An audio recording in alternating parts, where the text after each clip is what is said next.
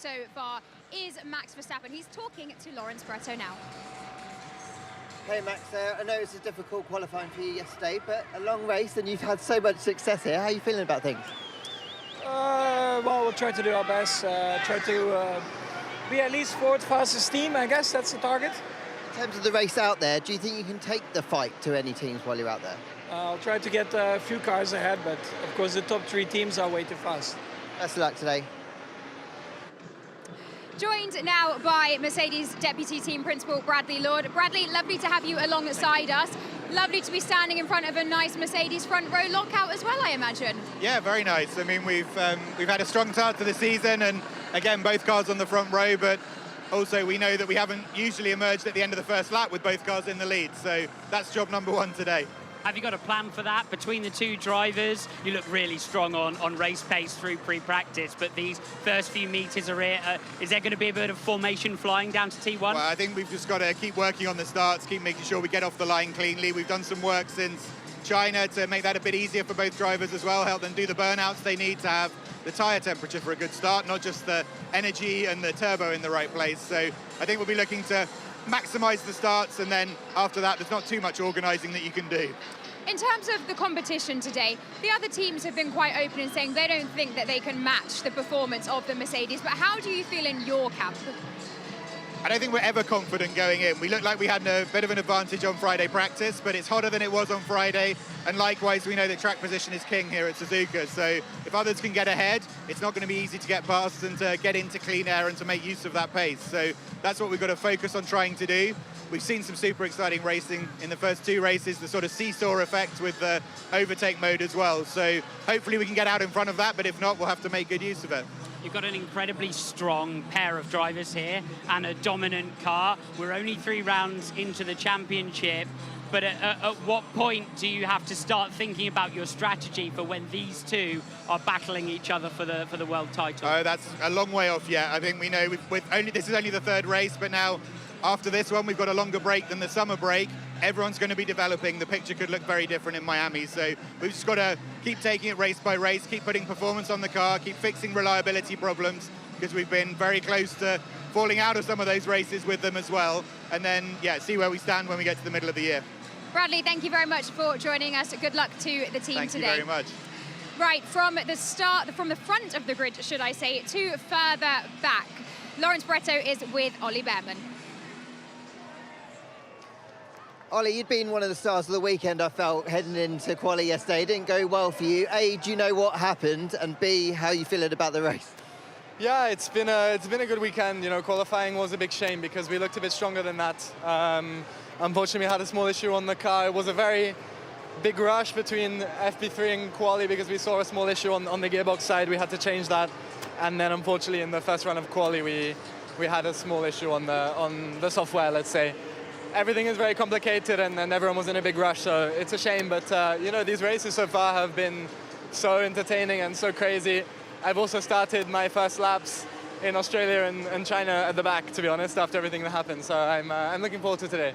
I know it's tough to overtake around here, but you've got a fast car, haven't you? Points are still possible, right? Oh, of course. There's going to be reliability, so we just want to finish the race. And I think just by doing that, we're going to have a good result. So I'll be doing my best. Great stuff. Best of luck today. Thanks. Ollie Behrman will be doing his best today, and also so will all the other drivers, of course. And we have a man incoming now, McLaren Racing CEO, who will be hoping that his best is good enough for his drivers. Thank you for joining us, Zach. We're just outside Oscar Piastri's car now. Best start for the season for the team with this P3. How are you feeling looking ahead to the season? How are the drivers feeling? You were just having a quick catch up with them. Drivers feel good. Good to get another race under our belt coming out of China, which obviously was a non-starter for us.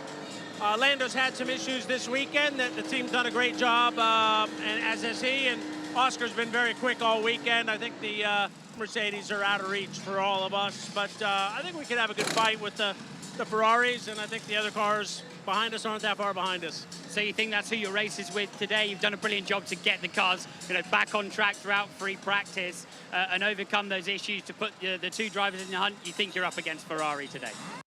Yeah, their race pace looks really good, but I have a lot of belief in our team and our drivers, so I think we can take the fight to them. I don't think it'll be easy at all, but I think we're going to put on a good show. And given these starts, you might see 6 abreast going into turn 1, which would be kind of cool. Thank you very much for joining us, Zach. Good luck today to yourself and to the Thank you team. very much. Right, very quickly, Alex, predictions for today. Who is winning this and who is on the podium? I can see George Russell taking the wing on strategy. It's going to be a tough battle between the 2 Mercedes, but these 2 are going to be in the action here. Expect Charles Leclerc to lead this Grand Prix on the first lap. Well, it's not long now. It is around the corner. The atmosphere here in Suzuka is electric. The grandstands are full and the fans are ready. At the front, it's Mercedes locking out the front row with Kimi Antonelli on pole once again. But McLaren and Ferrari are right there, ready to challenge on a circuit that rewards bravery and punishes mistakes. It is time for the Japanese Grand Prix. Wherever you're watching from, enjoy.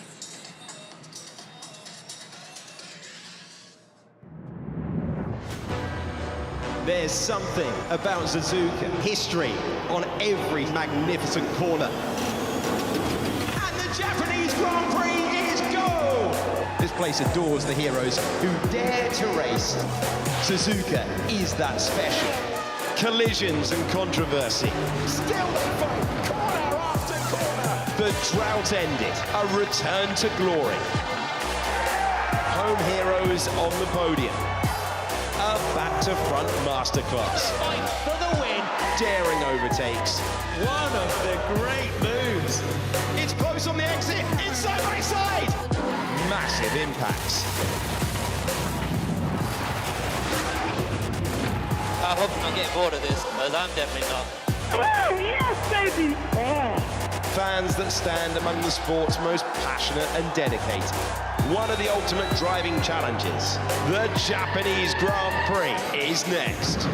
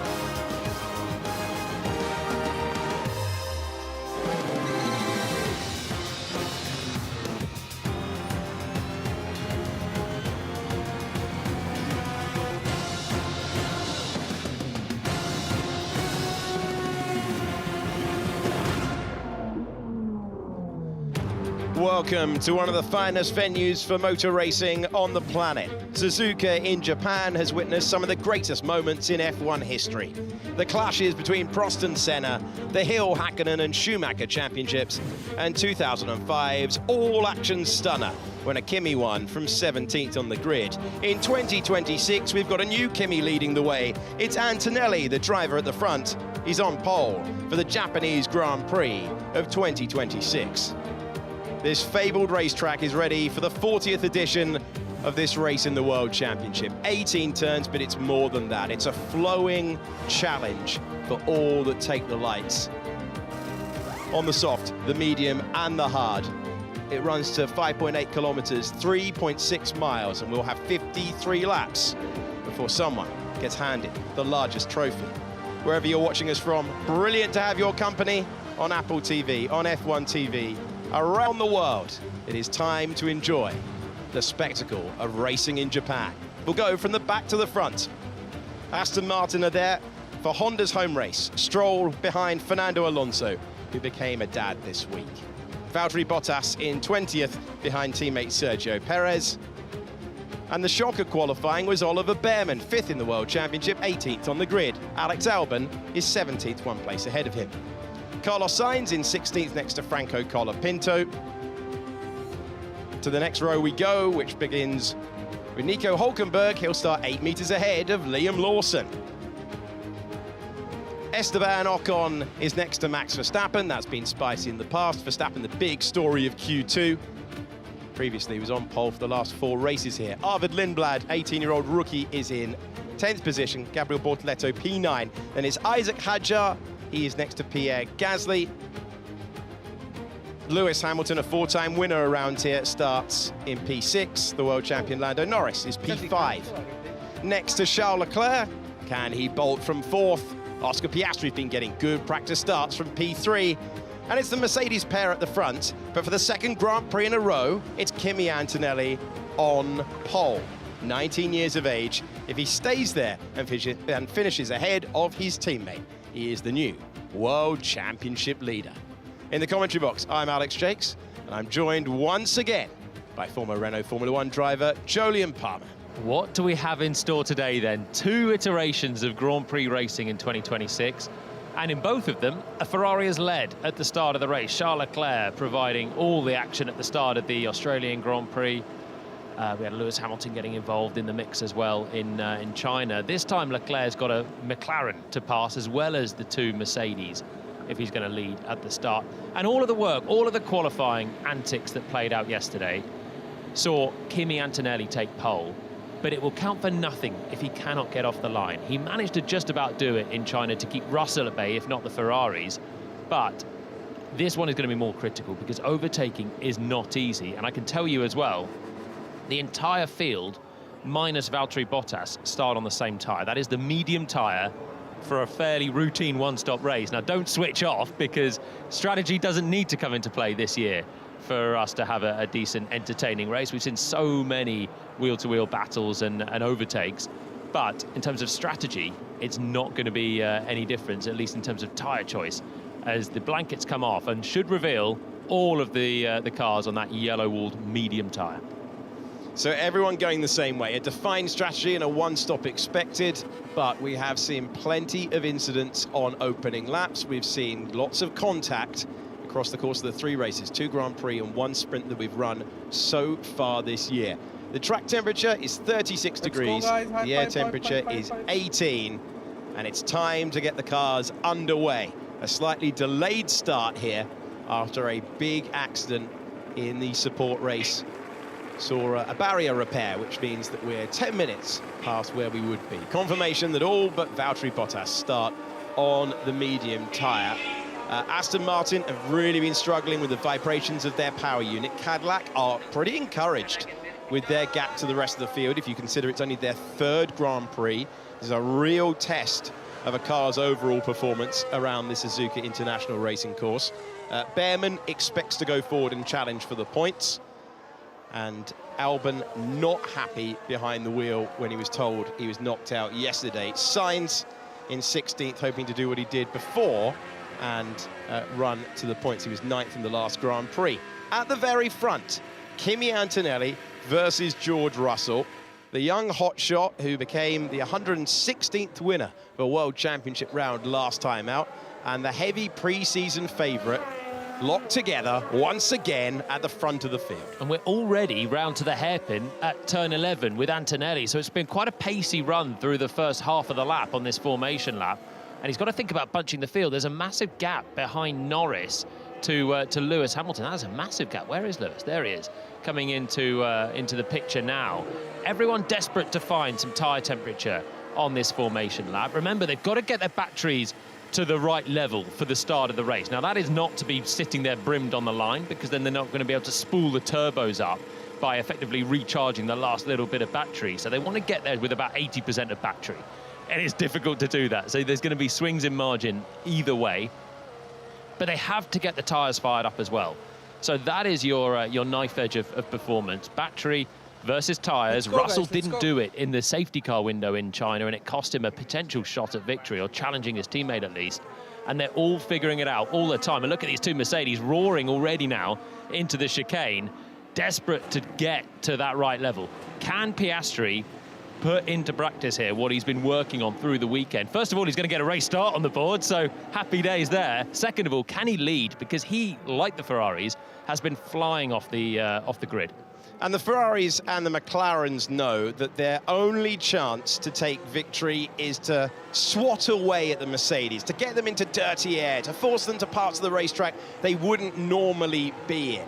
That, if you let the Mercedes run out front, they will disappear, and both of the drivers on the second row know it. It's a difficult start as well. You've got to have your left foot resting on the brake. That was a nice shot of the way the track gently slopes downhill on the start line, and it's then a very, very quick approach to the first corner. It's a reasonable run, and then not a break when you're at high speed, and not a break if you're going for the race lead at the actual turning point for one. So there's not a chance to lunge it at this corner.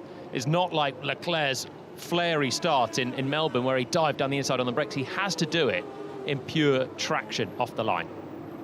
Toto Wolff, CEO of the Mercedes Formula One team, looking on.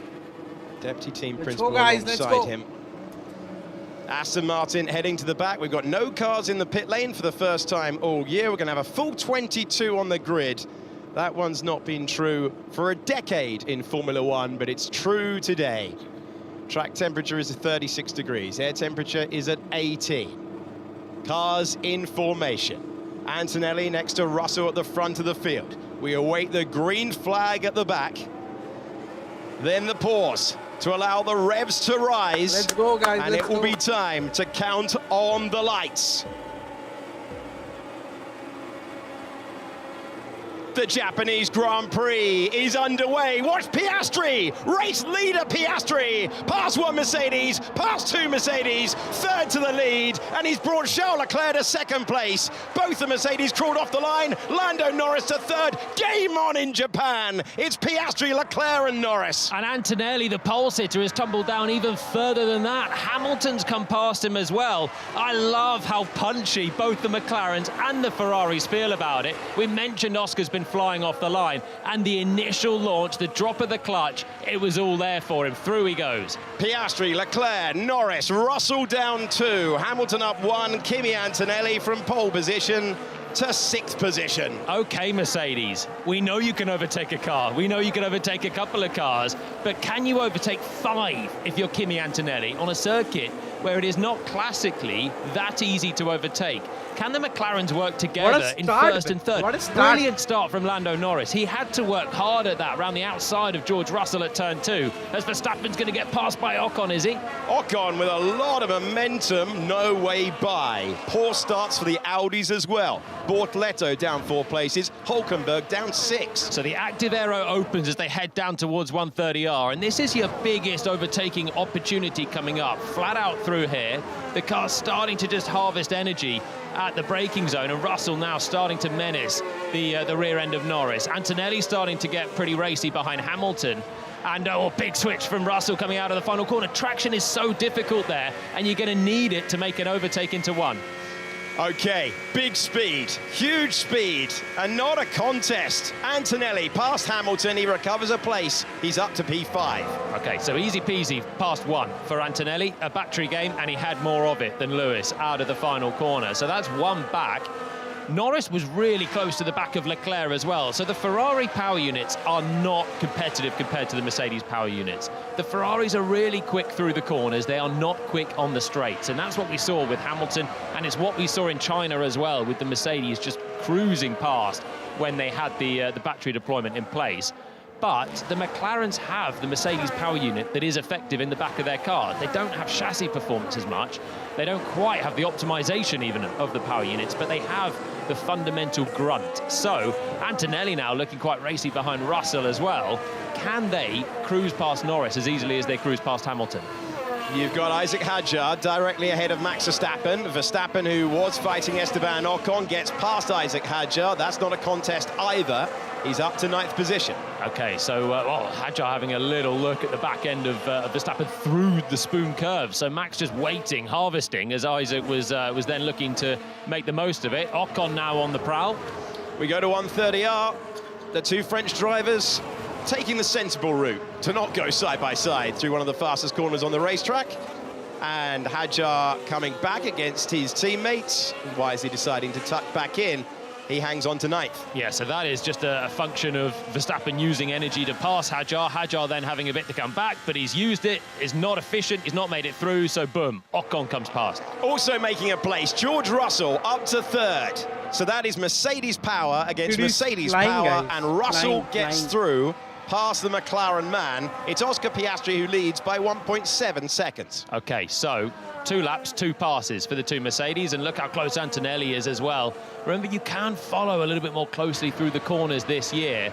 The S's last year would have been really difficult to get within a couple of seconds of the car ahead, but there is less downforce on the cars this year, and it means the wake, the dirty air is reduced, and this will help Mercedes as well.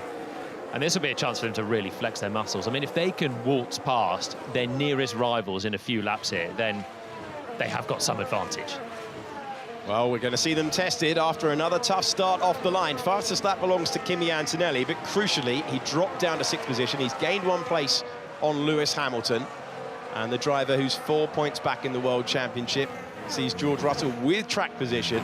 Russell 9/10, 8/10 of a second off the back of the Ferrari of Charles Leclerc. So let's have a look at Antonelli then. Here's going to be an opportunity for him. Can he follow in his teammates' footsteps and clear Norris? Thinks about it, but he's not close enough yet. But has he got anything more in the tank to provide for an attack down towards turn 1? Straightens off the exit there, gets the power down nicely. Depletes the battery, comes across the line. That's George Russell, and he disappears past Charles Leclerc to 2nd place. Into the first turn of the racetrack, Russell making up the positions, passing the cars quickly is what he needs to try and take his 2nd Grand Prix victory of the year today. Yeah, it's like 2014 again, isn't it? The Mercedes, they've got a second on anyone. The way that they are cruising past a car a lap, and these are their nearest rivals. McLarens, Ferraris that were able to fight.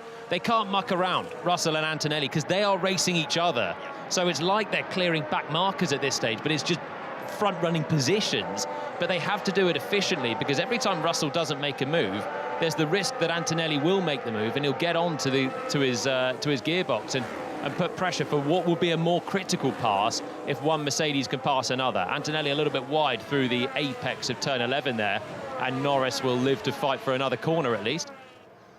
Max Verstappen is fighting up against David Lindblad, the 18-year-old rookie driver, making just his 3rd Grand Prix start in Formula 1. Knocked Verstappen out of qualifying yesterday with a fine lap that put him into the top 10 shootout. Verstappen gaining a couple of positions, up from 11th on the grid to 9th in the race at the moment. So lap 4 of 53, Oscar Piastri taking the lead at the start. Russell has reclaimed some of the positions, and he hopes to improve to the lead. Kimi Antonelli trying to follow back through, dropping down to 6th. He's now back up to 5th place, trying to turn that into 4th very, very quickly. Let's see if he can do it down the main straight. Let's see if he's got the bravery, not this time, to get past Lando Norris. So Norris is back within a second of Leclerc, so that'll give him overtake and a little bit more battery in the tank to try and defend from Antonelli. So Kimi not finding it quite as easy Come on, Max, to clear let's the go, traffic baby, as let's George, go. and it's giving Let's George go. a nice buffer in this Grand Prix. Max is where, continuously on the we're tail of still expecting him Lindblad. to fly past Piastri and Antonelli probably to follow suit at some point sooner rather than later. But all the while, this is the reverse of China, where Russell was mired in the traffic and Antonelli was driving out front. Russell's not there yet, but he has the race lead in his sights. Overall context, let's just see if Antonelli can put a move into the hairpin. Doesn't need to take any great risks. He will have learned that from his sprint race in China, that he's got the car performance to come back through. Max Verstappen, however, loves a late lunge, and that's 8th position for the 4-time champ. Yeah, Lindblad had a good start, 10th on the grid, made a couple of places. He's just lost one of there to Verstappen. He wasn't going to fight him too hard either, I think. He's tried, hasn't he, so far this year? It's been impressive, the youthful exuberance of Arvid Lindblad, but there's no point having a tangle with a Max Verstappen on the warpath. Oscar Piastri, last won a Grand Prix in the Dutch Grand Prix, where he had a huge lead in the World Championship It was whittled away in the end by the driver you're looking at right there. Lando Norris going to be under big pressure this time around from Kimi Antonelli. But once again, Norris has got to within 1 second of Leclerc at the overtake detection point. So he's going to have an extra half a megajoule in the battery. So effectively a bigger tank of fuel, but energy that he'll have to use. So be able to run at a higher speed for longer. Let's have a look at the start, because the Mercedes got absolutely swamped here. Antonelli went nowhere once again. Third start in 4, he's not got away at all. And Piastri's through, but look at Norris here, from a long way back on Russell, and then just thinks, go on then. If you're going to be cautious at turn 2, I'll just sweep round the outside. Third place, I'll have it. Not for long. Had to take. They're being so aggressive on the start line. Listen in.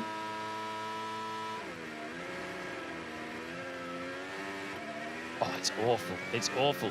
It's like he's not fully disengaged the clutch when he drops it. So I wonder if he's had to do another shallow clutch drop because he's not had turbo spool. Compare it to this. All the practice starts were great for Piastri, and in the real thing, got the lead. Yeah, so it's wheel spin as well. You could see those rear tyres spinning up for Antonelli initially. So he's not got tyre temp, and then he's just trying to creep away with it. Russell's start is better, but he's also struggling to find the traction of the Ferrari and the McLaren around. So Leclerc sweeps through, and then the Norris move around the outside is a little bit more ambitious, but it came to nothing because of that move.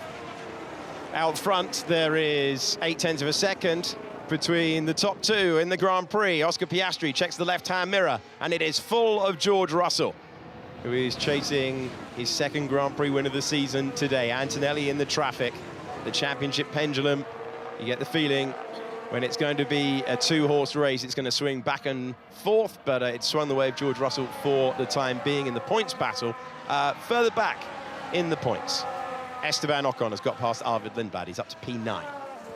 So Lindblad now on the fringes of points, and you can see Hadjar now, the next car behind the young rookie, and really quick through the S's there, Hadjar.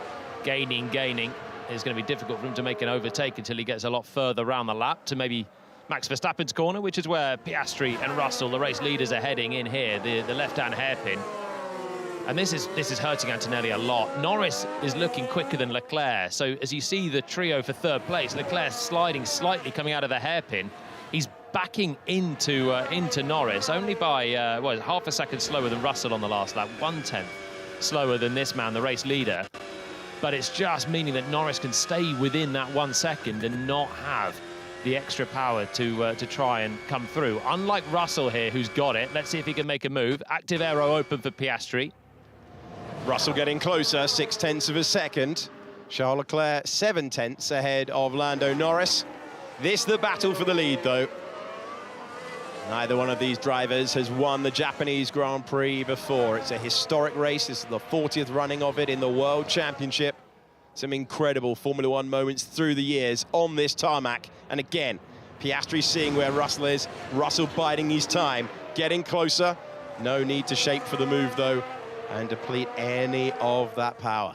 Piastri dropping a couple of tear-offs into the path of the Mercedes just behind as well, getting closer and closer, but not close enough. And again, it's not really a braking zone, the first corner.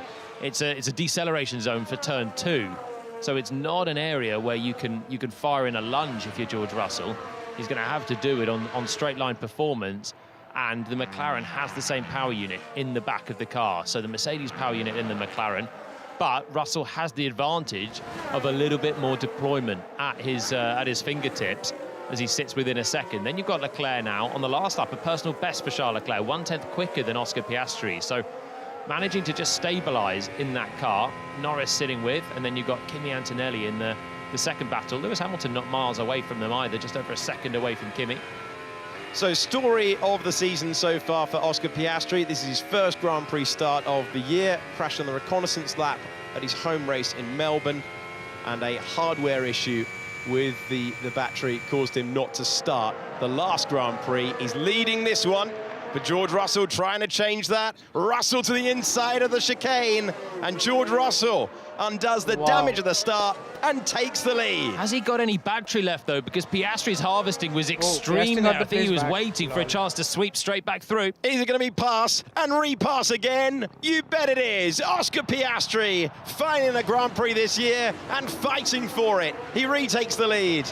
As now, Lando Norris puts the pressure on third place, Charles Leclerc. Yeah, I think that was pretty clever from Piastri. You have 3 opportunities to make an overtake, or 4 if you're brave and you want to try and pass in a corner, which is going to be the hairpin. As we ride on bull with Russell now, 6/10 away from Piastri.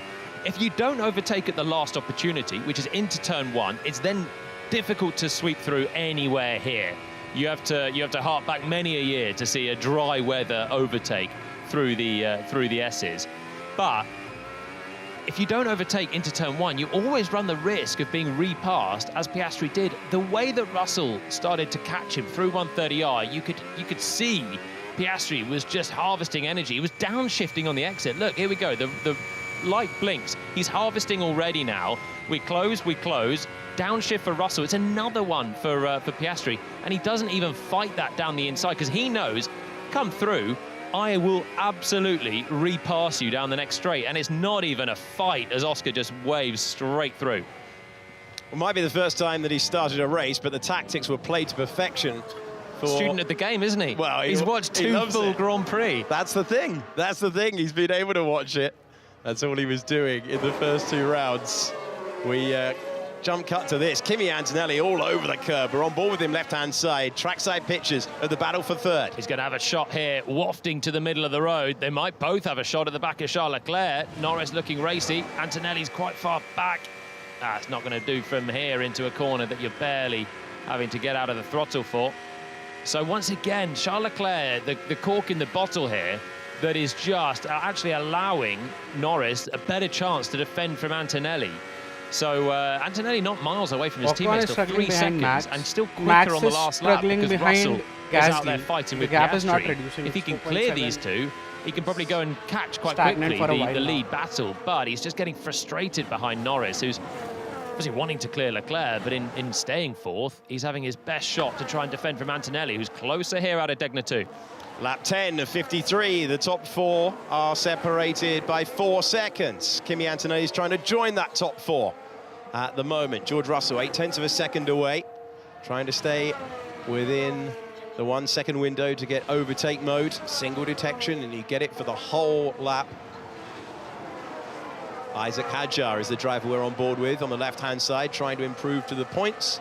Driver currently in 11th. Valtteri Bottas, only driver on the hard tyres, fell to the back. Everyone else is on the mediums. We're expecting this to be a one-stop race. And it is a race at the front. 6/10 for the lead. Antonelli getting closer to Lando Norris. Yeah, once again, but Norris is doing well, the same as Piastri's doing well out front. The McLarens have the good power unit in the car. They've got more power than the Ferraris, and it's allowing Norris, who doesn't have the speed through the corners of Leclerc ahead or Antonelli behind, but it's allowing him to have a good shot. And again, you can see him catching Charles Leclerc, who not only doesn't have the strongest power unit, he doesn't have that extra half a megajoule of energy in the tank to use as well, because he doesn't have the overtake, the DRS of 2026 available. Oscar Piastri out front by less than a second. George Russell trying to elongate his championship lead that came down to 4 points last time out in the Chinese Grand Prix. Then the world's most expensive truck and trailer with Charles Leclerc and Lando Norris.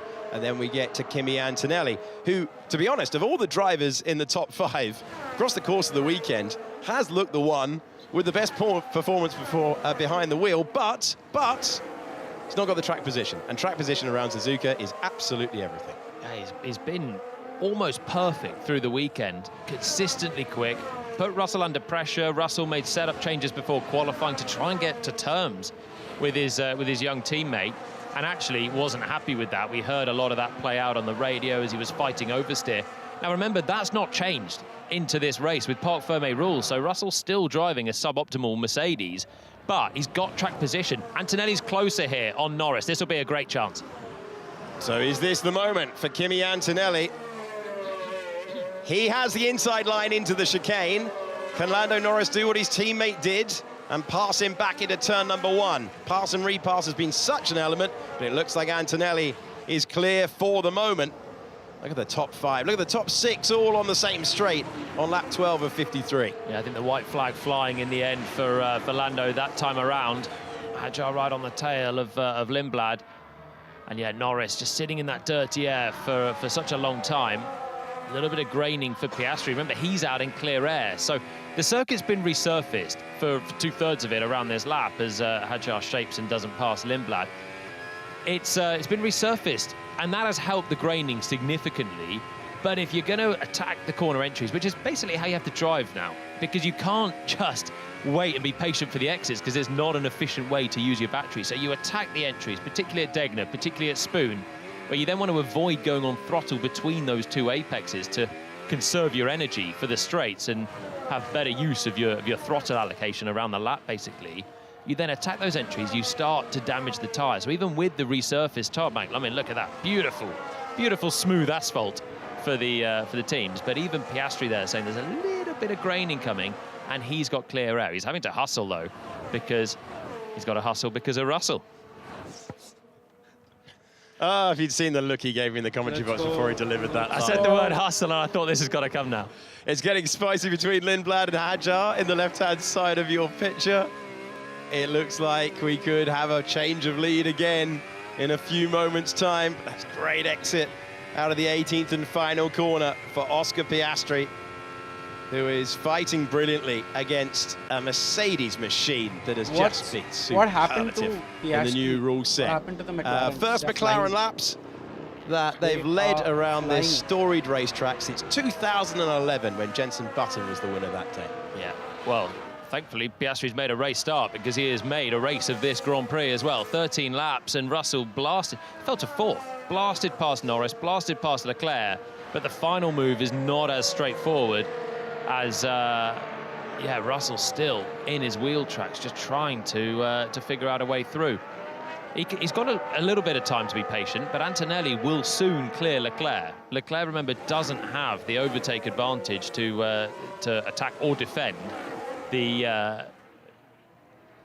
second Mercedes, as Norris had. So Antonelli should have a good opportunity. Then he's got 2.5 seconds to make up to get to the back of Russell, and then we'll see what George is made of, because if you start to overtake and you can't make it stick, you might not only have Piastri coming back through, you might also have your teammate, and that would be a more costly one. I still think Mercedes are in a pound seat here for a 1-2 in the long run, but they have to figure out how they're going to clear Piastri. Piastri having a brilliant return to racing in Grand Prix. Russell staying within that 1 second window. And Kimi Antonelli really in the wheel tracks of the Ferrari in front. How long will that remain the case? Now the gap comes out to a second across the line for the race lead. It is very much not that. Between Charles Leclerc and Kimi Antonelli, it's 3/10, it's 2/10, it's down to 1 and a shape for defence for Charles Leclerc. No way through for the Italian teenager. So overtake is enabled for Antonelli. He can also use boost, which is basically maximum deployment anywhere on the lap. Leclerc can use that as well. All of the drivers can use that at any moment to override the sort of normal mappings of the power units and deploy 350 kilowatts at any given moment. I wonder if Antonelli had to think about it as Leclerc slowed slightly into turn 1. Nothing doing on this lap, but it's a matter of time. Out of the second Degner we go.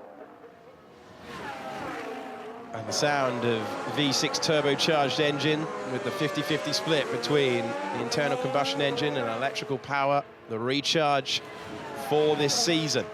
1.1 seconds now for George Russell out front. Everyone on the same strategy as well.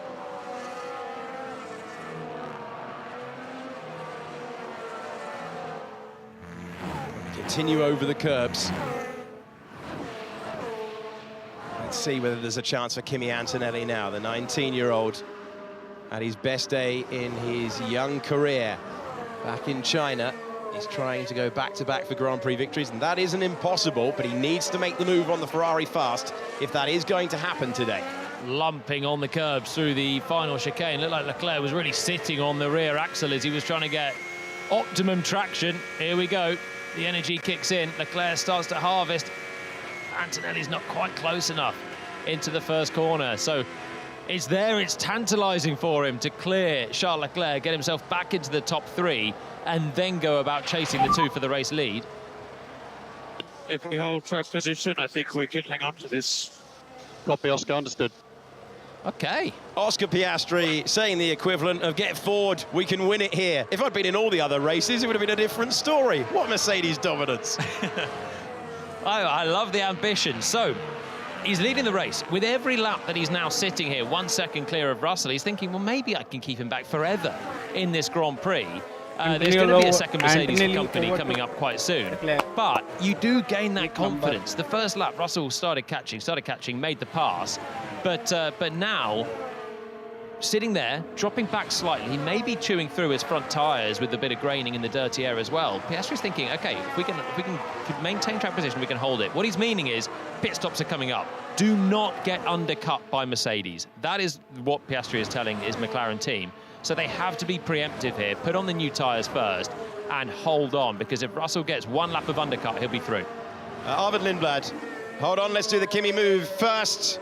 It's been coming, there it is. Kimi Antonelli up to 3rd.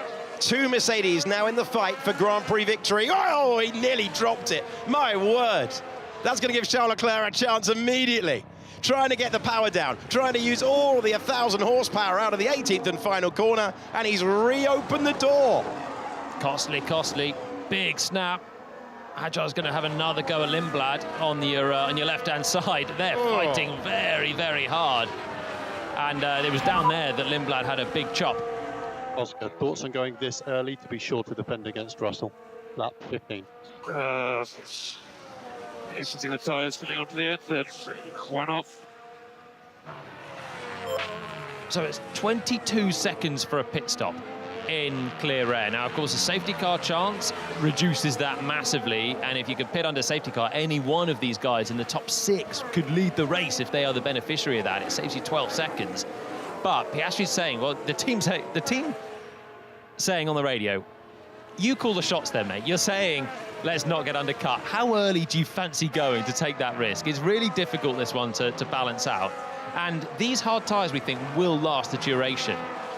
This is about the pit stop window we're in. You can see it on the bottom right, the expectation for today. So if they want to go preemptive, then now is about the time. I can see Russell coming in soon because he's dropping away here and he's gaining nothing. Just on the safety car stats, you mentioned we haven't had one in the last 15 years after lap 9. So if you get safety cars, they tend to happen at the start around this circuit. And Oscar Piastri sat in a 3-car train, didn't he, for a large part of the Grand Prix here last year, as in comes his teammate, Lando Norris. So Piastri thinking, well, it's pretty difficult to get beaten with the lead in Suzuka when you go in to the 2nd stint of the Grand Prix. His belief is rising. Lando Norris is in the pits of McLaren. I can tell you, Arvid Lindblad has been shown the black and white flag for moving under braking, so if he does it again, it's a penalty. And Isaac Hadjar is raging on the radio, rejoining the race. Lando Norris, 23-second time in the pits and a 2.5-second stop. Yeah, so it's a good job for Norris that Lindblad was racing for his life against Hadjar, because that slowed them both up and given Norris a little window for him to come out. And put the question then to Ferrari. Leclerc will surely have to pit and cover off Norris in their mini battle now. But what then does Antonelli do? That oversteer coming out of the final chicane was a really costly one for Kimi, because he's had to now sit back behind the Ferrari for another 2-3 laps, and they are going more than a second a lap slower than those up the road now. The gap is really blown out between Leclerc and Russell. Russell's dropping away from Piastri, and suddenly Antonelli was a few seconds off the race lead. He's now 6. So he's going to hope that Charles Leclerc will either wave the white flag, but more likely, there we go, he'll box, or both. So the pit entry is after the chicane. Kimi Antonelli will be released to try and use the pace that he's got. Charles Leclerc goes for the new rubber. For all that has changed in Formula One in 2026, the advantage of putting on fresh Pirelli tyres is still enormous, especially in a 1-lap race. Lando Norris is racing Charles Leclerc right now. Norris could do with clearing Ocon, and he's incisive there down at the final turn, so no time wasted at all. This is the battle then for what is effectively 4th place in the Grand Prix. There's Norris, here's Leclerc. Ferrari on the left, McLaren on the right. Huge speed for Lando Norris, but not enough. And covered off for Charles Leclerc. Ferrari will be pleased with that one. He's out in P7, but that's an important pit stop, well executed for the Scuderia. Yeah, no massive undercut at all there for Norris. Of course, he had Antonelli between himself and Leclerc, but Leclerc managed to do a tidy enough in-lap to defend then from the threat of the new tyre, Norris. The hards have still got to fire up, so it's not like you get the magical performance coming out of the pits and it's straight there. It's not the hottest of days, and there is gain in having a new tyre. There is an undercut threat, but from the look at that, it's not massive. It's good information for Piastri out front. 1.8 seconds the race lead, another 10th gained on Russell, and with every lap that Russell's falling away, this is a cushion now for McLaren. They don't have to be preemptive. If the gap goes to around 2 seconds, they maybe can sit there, wait for Russell to pit and pit on the next lap, but they're not going to. They're going to be preemptive. I don't blame them. They're going for the fresher rubber. Oscar Piastri's strong weekend saw him lead onto the 19th lap of the Grand Prix, but he wants a strategy that does not allow Mercedes to have the fresh rubber, and as a result, it's a high-pressure pit stop with victory on the line for McLaren. Mediums to hards, the only strategy really possible for anyone in the race. It's a great stop there for McLaren. That is championship execution for them once again. 2.4 seconds and a little bit of clear air. He'll comfortably cover off Charles Leclerc, and with that, he'll cover off the 2 Mercedes in the pit. So if they're going to pass him, they're more likely going to need to do it on the track now. Having said that, look at the top. Antonelli, fastest lap on the last lap, 7/10 quicker than Russell and Piastri were going. So Antonelli has performance in that car, even though he's been sitting in traffic. Remember, he was the pole sitter. He's been the standout this weekend, and now in clear air, he's bearing down on his teammate. If you're just joining us, the Mercedes got poor launches off the line. Antonelli dropped down to 6th position, was unpicking the places, momentarily up to 3rd, but was waiting for others to pit in front. It's a Mercedes 1-2, but they've yet to stop. Arvid Lindblad with a titanic tussle with Isaac Hadjar has finally come into the pits. Hadjar is now in 10th position. These laps are crucial if Mercedes want to continue their 100% record in Formula 1 2026. They can go long now. Hey, we're into an old school race, old school strategies now. If you can't undercut, you try and extend the stint and have a tyre advantage later on. Antonelli comes through and there's no incentive for him to pit. Norris may well undercut him, but he'll then have fresher tyres, and he's not fussed about the Norris fight. He's not fussed particularly about Charles Leclerc. He's fussed about his teammate, and he's fussed about Oscar Piastri, who still has the net race lead at the moment. And once again, Antonelli 6/10 quicker than Russell. I remind you, Russell wasn't happy with his car yesterday. He's struggling with inherent oversteer after Mercedes made a rear suspension change between practice and qualifying. They've not fixed that, and Antonelli still is the faster car. I think I'm going to lose a lot of race time extending. Give me your opinion. What was the race picture? So target -7. Currently, obviously, we would still drop out behind Piastri. Right, this is brilliant news for McLaren. Russell is stuck between a rock and a hard place. The rock, Piastri. The hard place, Antonelli, coming in quick behind him. And he's now thinking, if he wanted to beat Piastri, you go long. You take the better tyres.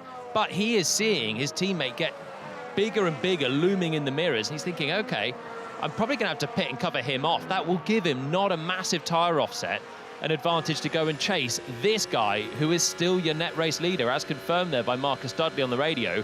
You'll have to pass him on the track. He's got to clear Verstappen quickly. Yeah, Piastri looking for efficient passes.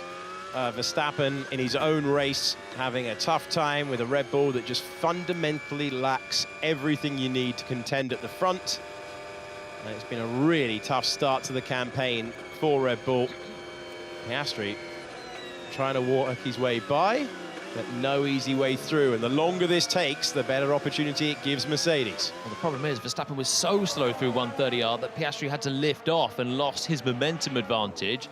With it, he should have probably harvested a bit of energy, and he might well slide down the inside of Verstappen, who's not going to bother fighting that one in a different league this weekend. So A good pass for Piastri, still a personal best in the race, but 2/10 slower than Russell on the last lap. He's got about a 1.5 seconds worth of window, so he's not lighting it up on the outlaps here, and Russell's not far from him if he were to make a pit stop.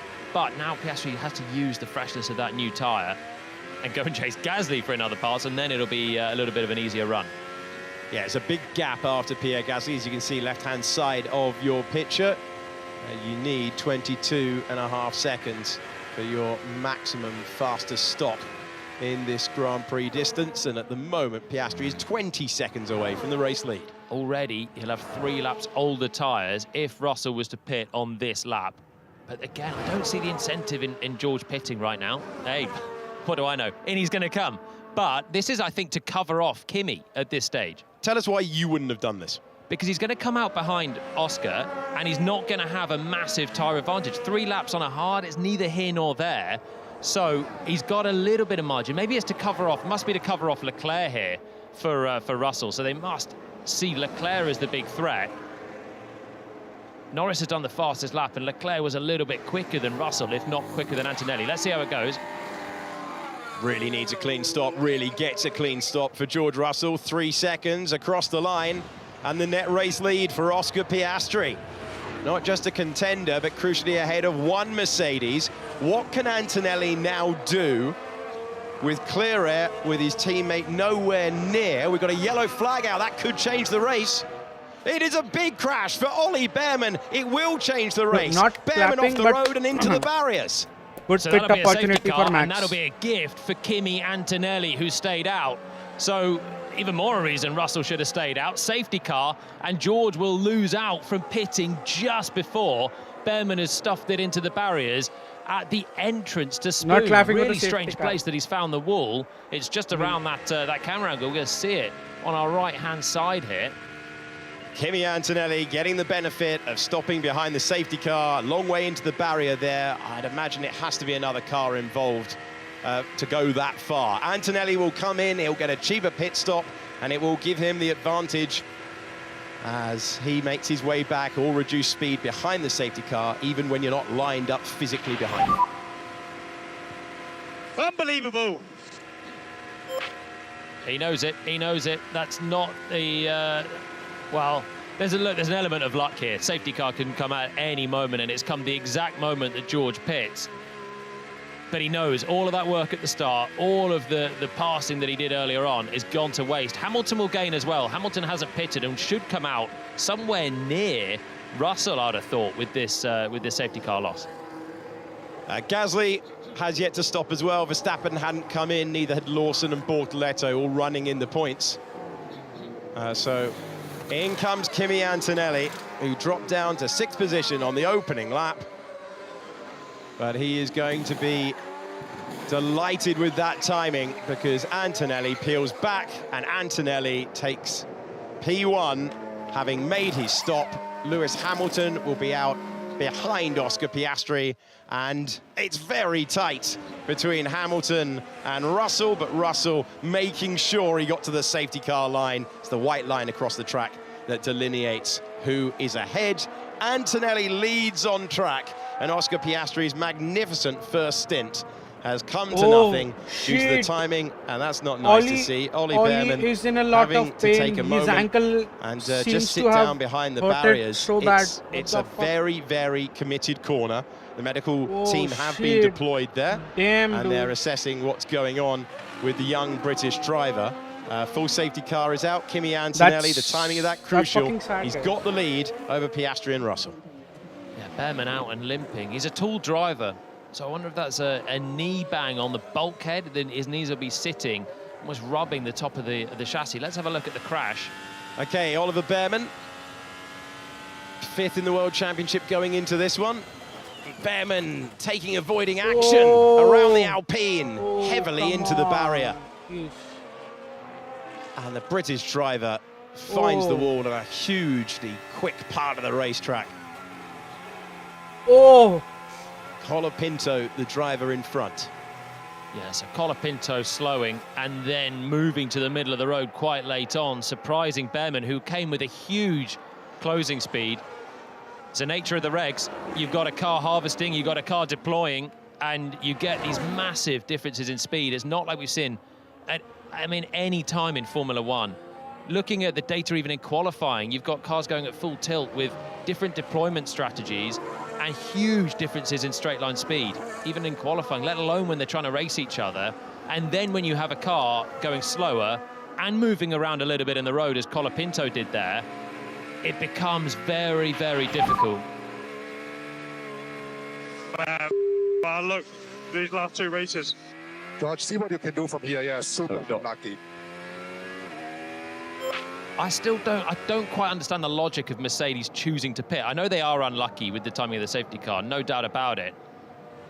Maybe they were, you know, just trying to release Antonelli into a little bit of space, but you saw where Russell came out. There was still a good little bit of a buffer to Leclerc.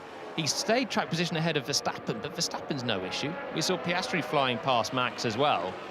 So, you know, locking in a sort of 3-lap tyre gain, whilst George was going okay and not under pressure from Charles, I might have been tempted to stay out with that one, and then he would have lucked in. But the fact that the safety car came out, I mean, it has compounded the issue.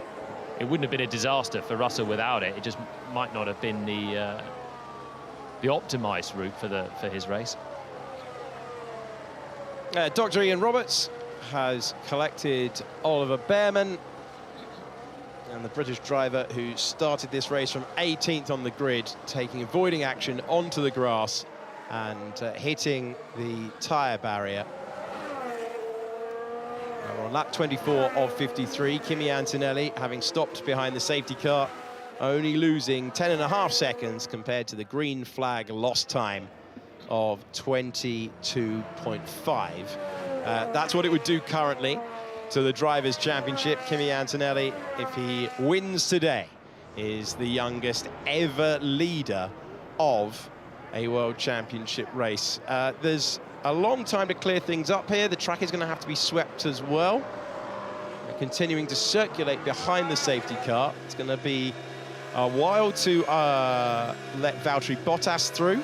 It's going to be a while to sweep the track. So I think we've got at least a couple of laps before we get back going once again. The pack has closed up behind Bernd Mailander, who continues on with his 503rd race as a safety car driver. Antonelli, Piastri, Russell, Hamilton, Charles Leclerc, the top 5. Lando Norris in 6th. Then it's Gasly, Verstappen, Lawson and Bortoleto, the top 10, with everyone having made their stop in the Grand Prix. So that is the state of play as we approach the halfway distance. Oliver Bearman, the only retirement, big crash into the barriers.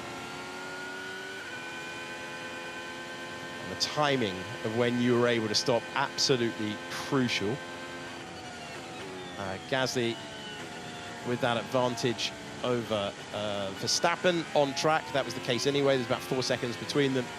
But Gasly, Verstappen, Lawson and Bortoleto all able to do what our race leader was able to do and pit under the safety car. Charles Leclerc going early. It's going to have 7-lap-old, 8-lap-old tyres by the time that we get going again. This is the reason that we're behind the safety car. Oliver Bearman chasing down the Alpine of Franco Colapinto, heading to Spunker. Yeah, so we're closing, and now Colapinto's starting to harvest. So Bearman's got a huge closing speed, and it's just that move that Colapinto makes, just a 1 car's width off the racing line at the exact time that Bearman's looking to make the move. And he's going a lot quicker with deployment going on there. And it doesn't take much as you're sweeping around the right-hander there. The track is narrow anyway. It doesn't take much to then find yourself on the grass at that high speed. Remember, the downforce is low as well right now, and it's this move coming up from Colapinto that, no, we were already moving back to the right-hand side there. It's happened earlier, but you could see where he was coming from, not the outside of the track, coming from the middle of the road, and it's instinctive as a driver. We've seen, I mean, we've already got Lindblad has got a black and white flag for moving under braking. That was a big squeeze that he put on Isaac Hadjar. It was actually picture-in-picture as we saw it, but there was so much going on at the front of the field.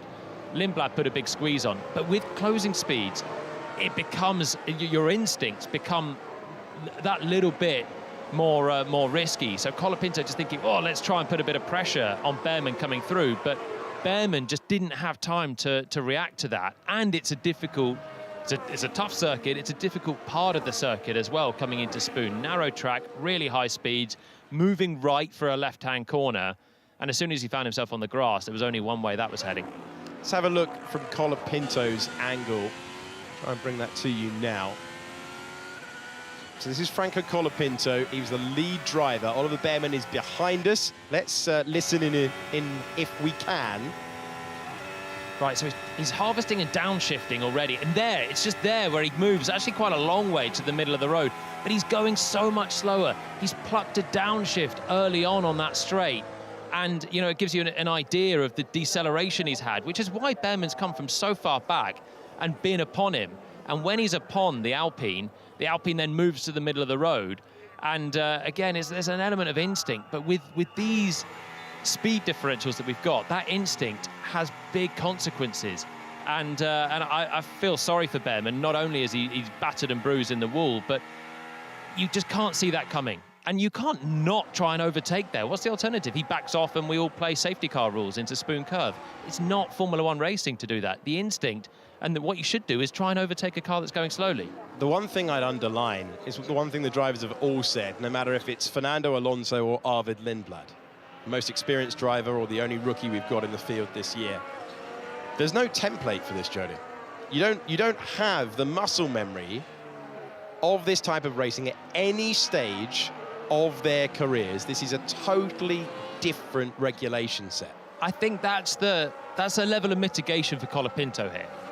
It's that we have seen, if you look for years, you'll see someone looking in the mirrors. You're not supposed to have sort of reactionary moves, but so many times instinctively you see, oh no, someone's coming, and you just have a little jink out just to put a bit of pressure and squeeze. It's different doing that when someone's got a few kph than when someone's got 20 kph difference, or even more on you as you're heading in. I mean, that was, I would wager more than 20 kph speed difference between the Haas and the Alpine. But the instincts of the drivers remain the same. We're in race 3 of a new set of regulations, and trying to look in your mirrors and feel the speed difference. I mean, it's just so difficult for them to do. Add in this circuit, you see how narrow it is, you see how punishing it is. It all leads to this unfortunate consequence and a massive whack for Haas. A totally destroyed car for Ollie Behrman, destroyed race and a hobbled driver. Can you confirm Kimi's going to go in the place that we trained? Not sure, George. Fascinating team radio for George Russell. He's asking when Kimi Antonelli is going to go back to full racing pace. The lead car decides when the safety car peels in, when we go back to full racing speed. You may not overtake until the start-finish line. So let's bring it back to the front of the race then. Still a Grand Prix to be won. Antonelli has just had a massive dose of luck to get to the front. That timing of the safety car has given him the race lead and the freshest tyres to boot. He's in the fastest car. He has a great opportunity, but he's got to negotiate the safety car restart. And we saw in China how that wasn't easy for anyone in the sprint or in the Grand Prix. We speak about Russell being unlucky. The more unlucky driver here is Piastri. He was in the net lead of the race for McLaren. And now he's just looking at the back of Antonelli, who's had this gift in the Grand Prix. So Piastri here will be ruining his luck. I think this was a long shot anyway, but as the safety car ending message comes up, he's got to think, okay, if I want to get that back, I need to do something special. Mercedes have obviously planned what to do in the case of a safety car. If I was Antonelli, you know what, I'd think about maybe mixing it up right now, because George obviously wants to have a chance to overtake Oscar in second place. And if he knows when Kimi's about to go, he can sort of preempt it, and it should be quite an easy move for him to pass Oscar. But if there's an element of randomness, that's what all the drivers have, apart from Antonelli out front, who controls the pace and will dictate when we get back to racing speed. The safety car is coming in at the end of this lap. We had an extra lap to allow Valtteri Bottas to unlap himself. He has gone around, and he is currently at turn 5. The race leader is at turn 14. But those are the rules. We have a procedure, and that is how we're getting back racing. Drivers are being reminded of what they have to do. It just underlines how new this is to everyone. Lando Norris being reminded by his race engineer, Will Joseph, first time you're on full throttle, got to press the boost button. These incredibly talented drivers, 22 of the very, very best in the world, all being reminded of what they have to do whilst racing everyone else on the restart. Yeah. Get your battery topped up now, get your tyres fired up. Antonelli weaving, making sure those fronts are in for when he has to maybe slow it down at the final corner or just turn into turn one. Looks like he's not going to go before the final turn. You can only boot it there. You can only boot it there. If you wait until the very end, you're going to leave yourself exposed. Antonelli coming back to green flag racing, which flies around Suzuka, and it's Antonelli, Piastri, Russell, Hamilton, Leclerc, and then Lando Norris. Max Verstappen looks like he's timed things nicely in the left-hand side, but it's the battle further back, and an easy pass. Lewis Hamilton through.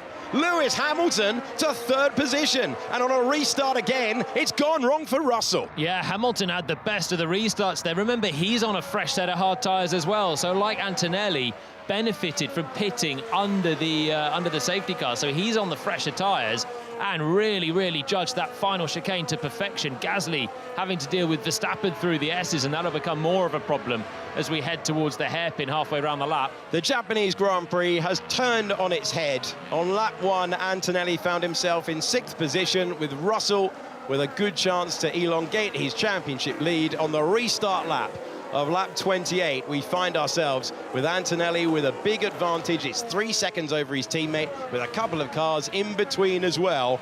All the while we've been talking to you on the restart lap, Pierre Gasly, Max Verstappen separated by hardly anything. They were so close to contact on the exit of turn 2. Yeah, there's still just 3 tenths between those two into Spoon Curve. Antonelli didn't have the fronts where he wanted them when he turned into that final chicane. He just understeered like he was heading off the road through that first apex of the chicane, but everyone else behind was suffering with a similar issue. It was Hamilton that had done the most prep, I think, under the safety car and had it dialed in and took advantage over George Russell, and now he sits behind Oscar. And, well, that's more of a headache for Russell. It's one thing trying to clear Piastri, but when you've got a Ferrari there as well, with overtake enabled, as we have with Charles Leclerc, it becomes harder. Hamilton now, with fresher tyres on Piastri too, sets as a great opportunity. Antonelli, Piastri, Lewis Hamilton for Ferrari in 3rd place, and then Russell again on a restart lap down to 4, Charles Leclerc in 5th place. Then it's Lando Norris, then it's the intense battle between former teammates Pierre Gasly and Max Verstappen. Esteban Ocon lost a position to Liam Lawson on the restart lap. He also lost a place to Gabriel Bortoleto, but he's claimed it back and is the last of the point scorers as it stands. There's Kimi Antonelli. There's the drift for Oscar Piastri, trying to break clear of Lewis Hamilton, who has rediscovered his form in 2026. So these hard tyres are more robust. The rear axle is not your limitation around here as much as the front, so Piastri can afford to slide, generate some tyre temperature and get moving with his McLaren. He's on 4-lap older hard tyres. As I said, for Russell, it's not a massive offset. Hamilton's got 1 lap fresher tyres than Russell and the benefit of pitting under safety car for it, but it's not massive on a robust hard tyre. Piastri flicks another tear. He's getting through them today, Piastri and the tear-offs. He's had cars in his mirrors non-stop and he wants to have a clear view of them. As you drive around, you just get lots of various splat on the visor. So you take a very clear, a very thin, clear Perspex film off your visor, tear it off and throw it away, and you get a nice clear view again. It is really tasty between Gasly and Verstappen. Gasly all over the road, deploying the power out of the final corner of this racetrack. Verstappen climbing over the curbs, trying to improve up to 7th place. Arvid Lindblad, Nico Hulkenberg racing each other into turn 1. Lindblad up to 13th. Multi-car battle for the major places. Antonelli, with the timing of that safety car, vaulted to the front, but he is trying to check out, and it looks like 2.3 seconds right now.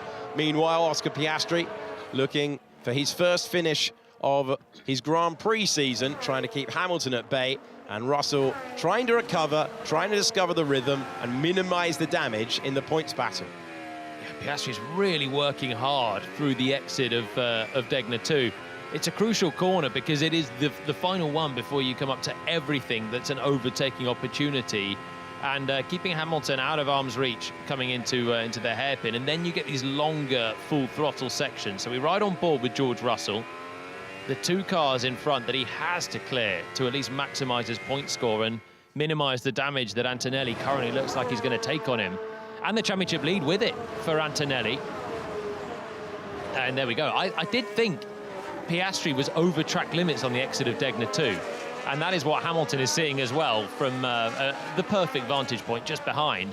Piastri looked like he was just creeping over those track limits. So I sort of hoped that we weren't going to go there with this Grand Prix, but there we go, the radio message coming in, and there is a white line, and then there's an extended part that it did look on the last lap. Oscar oversteered over. Antonelli has been given the encouragement to push. He's been told to build the gap, and so no concerns for management. Just go as fast as you possibly can around Suzuka circuit. What a wonderful message to hear for the 19-year-old from northern Italy. Lance Stroll has been told to come back to the pits. Aston Martin aiming to get one car to the finish today for the first time this season. Well, it's the best chance. Hamilton this time, the driver sliding out of Degner 2, and he's got George Russell in close proximity this time around. He's just about within a second of Piastri, but you start sliding, that costs you a little bit of energy deployment as well. We saw it play out a lot in qualifying yesterday. Charles Leclerc had the most visible effort there coming through this corner, spoon 2, this one, with a bit of oversteer that then hurt him as he suffered down this straight. Let's see if Russell's going to have a chance to clear Lewis Hamilton. Lance Stroll becomes the second retirement of the Japanese Grand Prix, round 3 of the Formula 1 World Championship in 2026. Antonelli, Piastri, Hamilton, and then George Russell. Knows Hamilton well, teammates for a couple of years. Amazing education to get for a driver who was promoted from the backmarker Williams team to Mercedes at the exact point that Mercedes lost their true competitive dominance. He's had to wait a while. They've got it back, but he's also got a teammate who is in fine form. Antonelli with a 2.9-second lead. Hamilton coming under pressure here. You can see him now fighting for each of these traction zones. Piastri's got good pace today. He is dropping away from Antonelli. The Mercedes is too quick and has fresher tyres, so that's a race that Oscar, I don't think, can win, but he can certainly think about holding on to that place ahead of Russell. And in extending over Hamilton, he's going to give Russell a chance to overtake the Ferrari. And it's going to be whether Hamilton can stick within that 1 second window. I feel like as soon as he falls away from it, the Ferrari, we know, has the straight line speed disadvantage.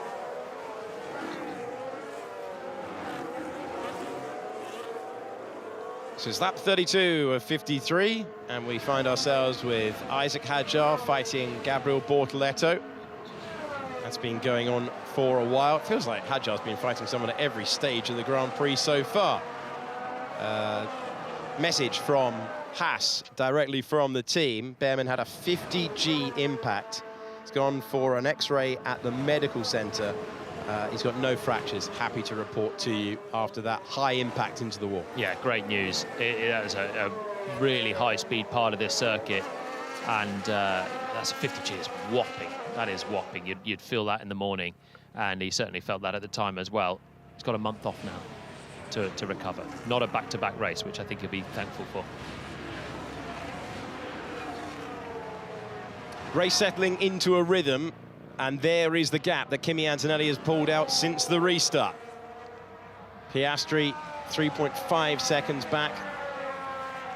And looking for his first podium finish of the season. First finish of any description of the season.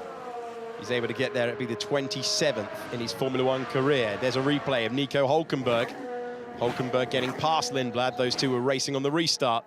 And the Audi driver, both Audis into a Grand Prix for the first time since they joined Formula 1. They've had trouble with both at the start of the campaign, but they're running 11th and 13th at the moment. Bortoleto is 3 seconds away from Ocon, who is scoring the last point.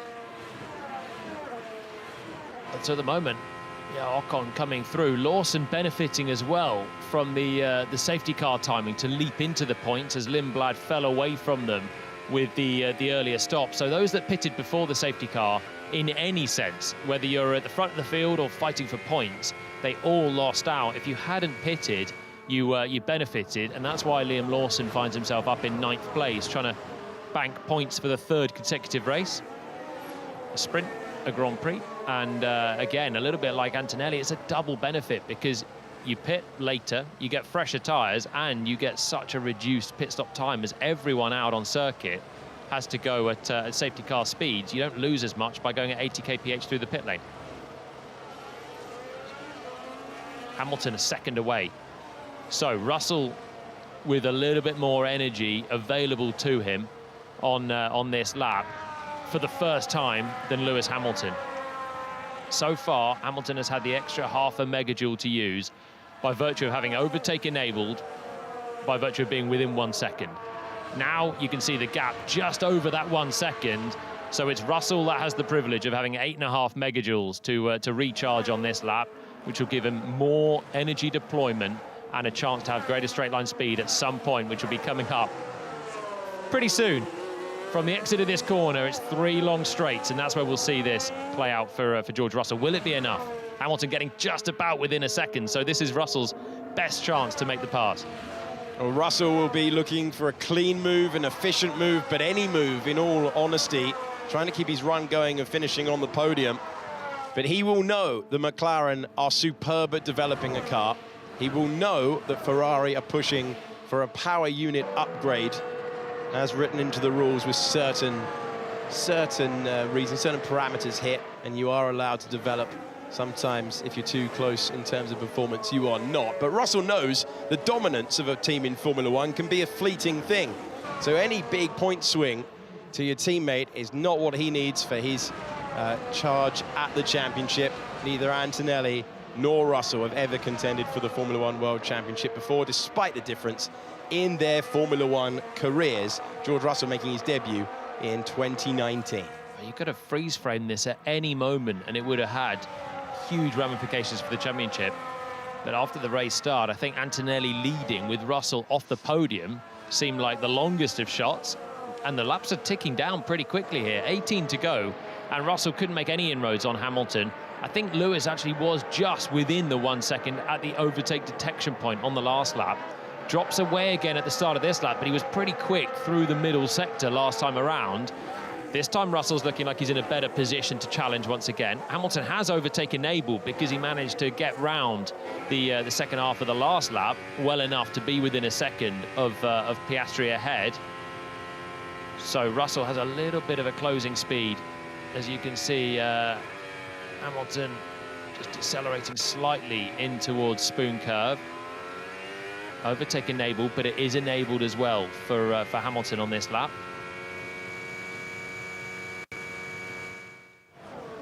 And Russell hoping to get closer, hoping to get back to the podium like he scored as the winner in Melbourne, as the second place finisher in China. But George Russell has Charles Leclerc in close proximity as well. And now it's a 5.1 second gap between Antonelli and Piastri. Late move to defend. Russell had a lot of power, but he did not have the inside line. But he's got the pace, and now he's got the advantage, definitely, in terms of the energy available for him this lap. He's got Leclerc still sitting with him. Leclerc will be hoping to pick up the pieces if Russell goes for a move and can't make it through. Hadjar's up into the points around the outside of Gabriel Bortoleto at turn 1, so a nicely executed pass, and Isaac Hadjar is getting both Red Bulls up into the fringes of the top 10. Looking at the awesome Degner corners at this circuit. Two of them, and Oscar Piastri is hammering the throttle out of the second one every single time. Driver currently with a 1.1 second advantage. You're looking back from third place man, Lewis Hamilton. Yeah, that was 11th place for Hadjar, my apologies. So 4 seconds to make up to get to the points for him, but finally round the outside of Bortoleto. Here we go then. Hamilton with Russell for close company. Opens the active aero, rear wing and the front wing as well open, so you're going to reduce drag, reduces the slipstream a little bit as well. But what about the energy deployment? Here comes Russell, closer, closer, not this time surely, but he'll get his best chance on the exit of this corner down towards turn 1. Hamilton so keen to get on the power early. All the momentum that you take onto the main straight, past the huge grandstand. 1 or 2 straight zones around the racetrack, and again, he takes that middling line into turn 1 and keeps Russell at bay. It's working nicely for Hamilton. He's able to have speed in the right places, and it's just meaning that whilst he goes to the middle of the road, Russell doesn't have that overlap that he needs to make an attack into turn 1. You really got to be completely alongside on the way in, because there's no big braking zone before you have to sort of funnel in towards the racing line to get through what is still a very quick corner in Formula 1. Oh, he's close. He is close through the middle part of this lap, though. Hamilton, the pressure's just increasing, and he still hasn't got overtake enabled, so the pressure's just going to keep coming for Lewis Hamilton. Russell needs to clear him, because he has to then go and pass Piastri as well. Remember, he's got fresher tyres and a faster car than the McLaren. And if he was able to do that, the gap... Whoa, problem for George Russell. George Russell loses a place for Charles Leclerc, who is up to 4th position. And George Russell, going from contending at the front, drops to the back of the pack. And this difficult day is unfolding for Russell, who is now behind both Ferraris. Oh, what on earth's happened there?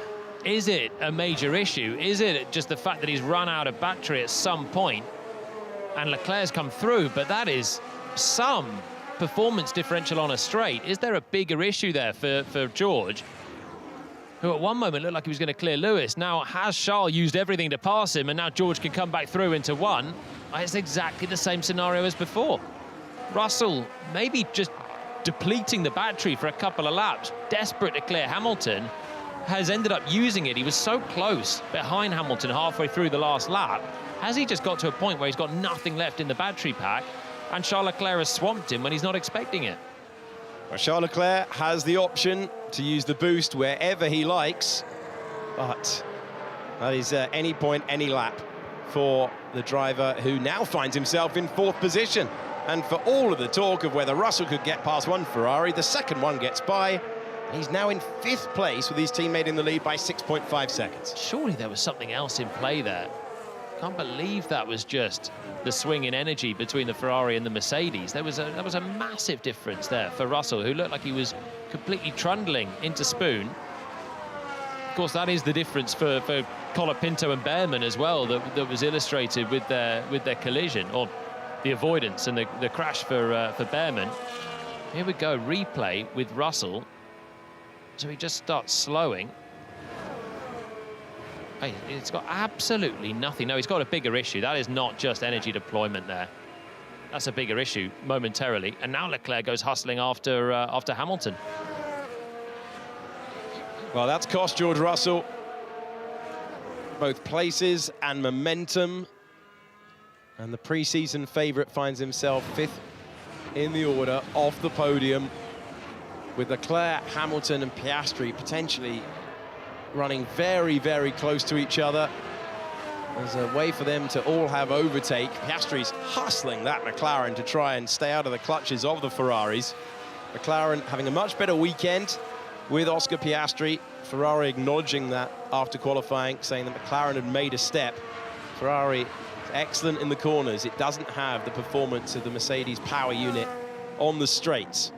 And George Russell will hope that he's able to use that performance in the remaining laps. Lando Norris has lost a lot of time across the course of the weekend. Hasn't seemed fully in a confident place, in a well-balanced place. And he's 2.3 seconds, 2.2 seconds off this gaggle of cars fighting for the places on the podium. Norris was struggling for just general straight-line speed yesterday. And generally this year, there's usually a trade-off between where you're deploying energy and where you're harvesting it.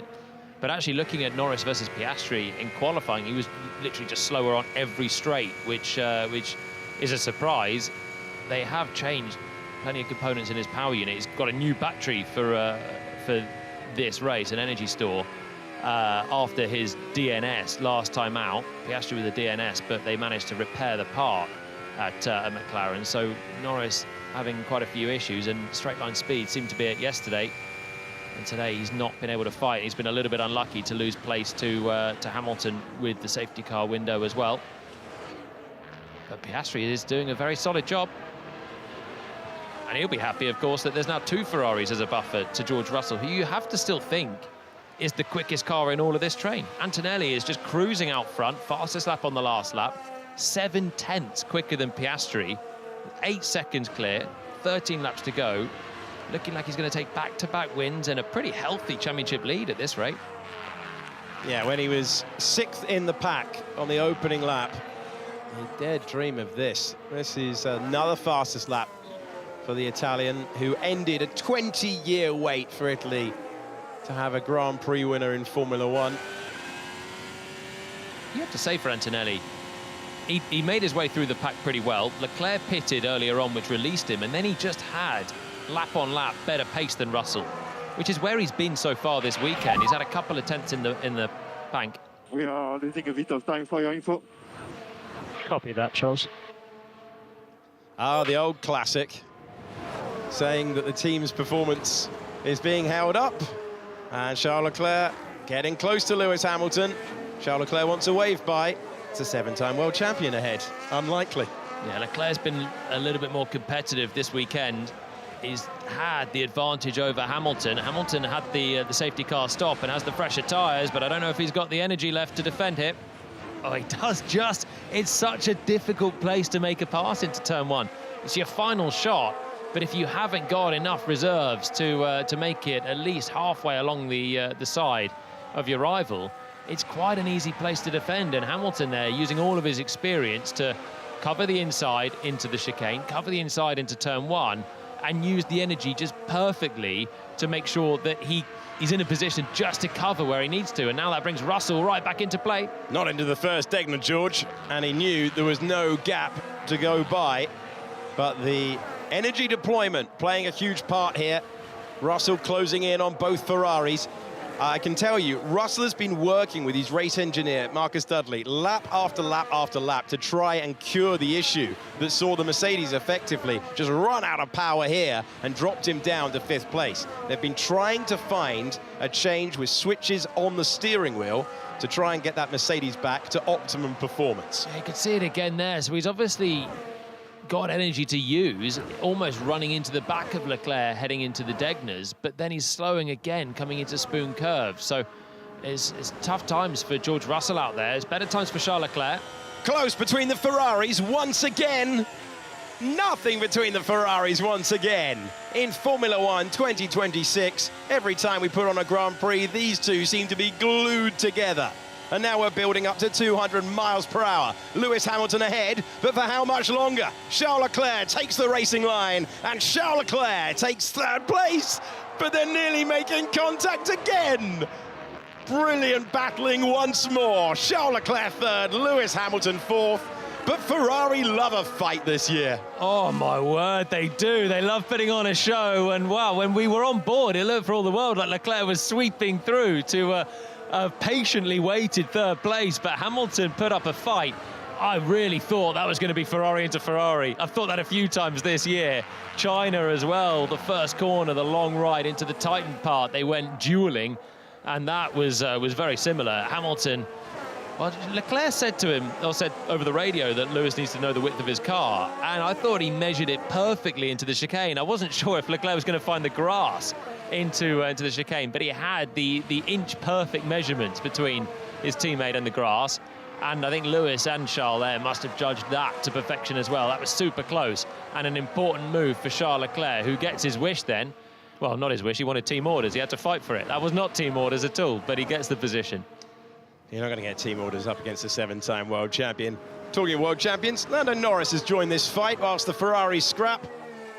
You've got Charles Leclerc ahead of Lewis Hamilton. George Russell still can't find an answer to get past the Ferrari. Couldn't find an answer to get past Oscar Piastri earlier on as well. It's turned into a difficult weekend. George Russell bemoaning his luck and the timing of the safety car, but surely this time it's going to be a pass. Hamilton goes to the inside, Russell sweeps on by, and George Russell takes 4th. Yeah, that should have been a golden ticket for Russell to clear Hamilton, and in the end it was. He had to wait for the 3rd of those 3 overtaking opportunities, and similar move to Leclerc. We didn't see how Hamilton fought it in towards turn 2, but Russell committed and makes it back into 4th position. The problem for Hamilton is he drained his battery entirely trying to fight with his teammate. So all of those moments where he got to the inside, got to the middle of the road, and held Charles to the outside line, he is using his battery. He's then draining it completely in towards turn 1.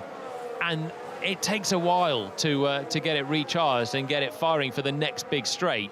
And George then with the advantage and making the pain a little bit worse there for Lewis. And Lando Norris might be able to do exactly the same again on the next lap. There's been plenty to talk about in the third Grand Prix of the season. Oscar Piastri and Charles Leclerc getting the leap on the Silver Arrows at the start. Both Antonelli and Russell able to make their way back through the pack. Antonelli looking comfortable, but Russell was the lead car. Piastri was ahead of everyone before the timing of the safety car. A little bit of fluid escaping from the back of Lewis Hamilton's Ferrari, but that is sometimes a feature of this year's car. On board with Lando Norris now, who is now within 0.8 of a second of Lewis Hamilton. Yeah, the Ferrari have got that exhaust fin, haven't they, as Norris captures an oversteer down towards 2. And it tends to give the illusion of a wispy, smoky engine. And I think the power unit's still working okay for Hamilton ahead. Leclerc up in third will now come under pressure from Russell, who I do think isn't able to race here with a car that is doing exactly what he wants. We know in terms of the setup, is a compromise. They went the wrong way after practice, and George has been troubleshooting it ever since. But in terms of energy management, it doesn't seem like he's at one with it either. And obviously lost the place to Charles, has made it back past Lewis. But this is a guy that was harrying and had the race lead earlier on, remember, momentarily clearing Oscar Piastri. This is, if he had done that, this whole race would have played out differently. If he hadn't have ceded the position once again to Piastri, he wouldn't have had to pit when he did. He maybe could have gone a little bit longer in the race, benefited from pitting under safety car. And it's one of those whole sequences that could have played out differently for Russell. But in having Piastri pit earlier, or get back through and then pit earlier, it didn't allow him the free air that this Mercedes really needs. Antonelli is flying away. He's 1 second a lap quicker than Piastri out front. But Russell cannot use the advantage because he's having to deploy his energy in imperfect places around the lap. He is getting closer. Russell being told he's got a massive deployment advantage over Charles Leclerc on the main straight. That's where Mercedes believe is the best place to make the move. That's where they've been very strong across the entire course of the weekend.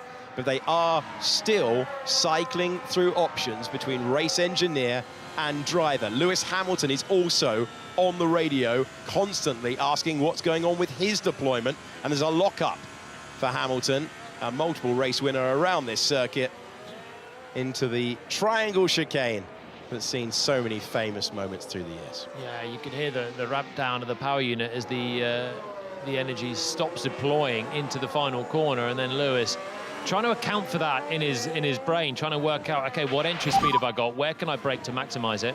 Yeah, he needs to give the position. Hey, we're on it. And somewhere there was Lando, but I didn't see him on board with Lewis, but maybe Lando was coming up the inside at that moment. Lewis was slowing a lot in the corner, and if Lando thinks that Lewis basically cut the corner to maintain the position, then technically he would have to give it up, but I think we'll need another angle of that. It's been noted by race control. If it gets bumped up to an investigation, Hamilton's in trouble. Norris seems certain, but they always seem certain on the radio when there's a position involved. Position involved for Nico Hülkenberg. He's just got ahead of Isaac Hadjar. Ocon has been unable to do anything about Liam Lawson. Lawson in 9th, looking for points again. Verstappen has been glued to Pierre Gasly's gearbox for multiple laps now. He's struggling with graining with his Red Bull. There's so much curb being used there for Charles Leclerc, who has taken everything he can get from the Ferrari this weekend. I'm enjoying seeing the drivers really fight these things through the apexes. They're having to hustle into the entries as well. I know there is a ramp down of performance into some of the big stops, but that doesn't dwindle the way that the drivers have to be on the limit of grip, and we're seeing that with the attitude of plenty of the cars. Oh, Hülkenberg's not going to sneak through there. He's thinking about it. He's thinking about it. We go to the S's, and still Hadjar remains ahead. That's Hadjar coming back through on Hülkenberg, isn't it? They just swapped places on the last lap. both trying to get back towards a final point. And again, a switch around racing there on the 3 big straights. So Hulkenberg had momentarily got back past the Red Bull. Hadjar must have come around the outside before I noticed. Anyway, Hulkenberg on the inside. Taking a lot of curb in the first egg. Risky stuff for Hulkenberg. The veteran, 3rd oldest driver in the field. And Antonelli has got the gap out to 13 seconds. He won't need to withdraw it any further than that, covering off the chance of a free pit stop late on lap 47 and 53. Russell's close. He managed to get a decent exit of that final corner as well. A little bit less steering needed. Traction down. This is where he's been told that he is so much quicker, but Charles Leclerc has responded with his energy deployment. And he's marking off Russell into the first turn of the racetrack. The thing is, the drivers have no idea what each of them are doing. So Russell, when he exits the final chicane, has no idea how much energy Leclerc has at his disposal to defend. So it might be that halfway down the next straight, Leclerc starts to struggle, which is what happened with Hamilton as George had a big advantage. But there, Leclerc had a little bit of cash in the bank and just basically spent it down the straight to hold position once again. You just don't know what the investments are as you're heading around the lap. So Russell will think again, will gather again. World Championship last year, separated by 2 points. No one would have expected Verstappen to come roaring back. The development race is going to be intense. Verstappen was racing Gasly all the way to the end in Bahrain last year. Brilliant to see Ollie Behrman back with the team. Went for an X-ray, no fractures for Ollie Behrman. Big moment and a 50G impact with the wall. It brought out the safety car. It changed the race. And the championship leader, at least it looks like for the moment, Hamilton still with Lando Norris in the mirrors. That's the battle for 3rd, but the battle for 5th is about to change. Told you. Through goes Lando Norris. And the McLaren man is able to get by. And he's up to 5th place as Hamilton's form that looks so good on the restart looks pretty good down to turn 1 as well. He waits and he takes the place back.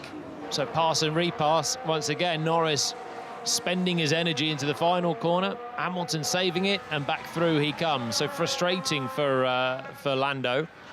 The stewards have looked at Lewis crossing the final chicane and not bothered with that one either. So I have to say, he couldn't see Norris from the onboard at the time, which says he probably wasn't far enough alongside. So again, with the closing speed, he actually has to lift off the throttle. That could have been an easier pass for him. It was still pretty easy, but could have been further ahead. But he's closing as you approach 130R, and you're just going to rear end the driver ahead if you keep your foot in. It's easy flat, but not when there's a Ferrari sitting on the apex. Just getting out of the way, Valtteri Bottas. Let's go, Max! Let's go! Charles Leclerc of George Russell, and Lando Norris has been told that there will be no investigation into Lewis Hamilton maintaining an advantage over the chicane. If he wants 5th place, he's going to have to pass him on the racetrack.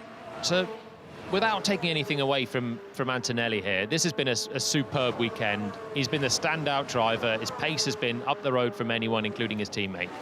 I'd have loved to see how this played out if he had to overtake those cars on the circuit. With the freshest tyres in the fastest car at the front of the field, this was always going to be a runaway race if the car held together, and that's what we've got.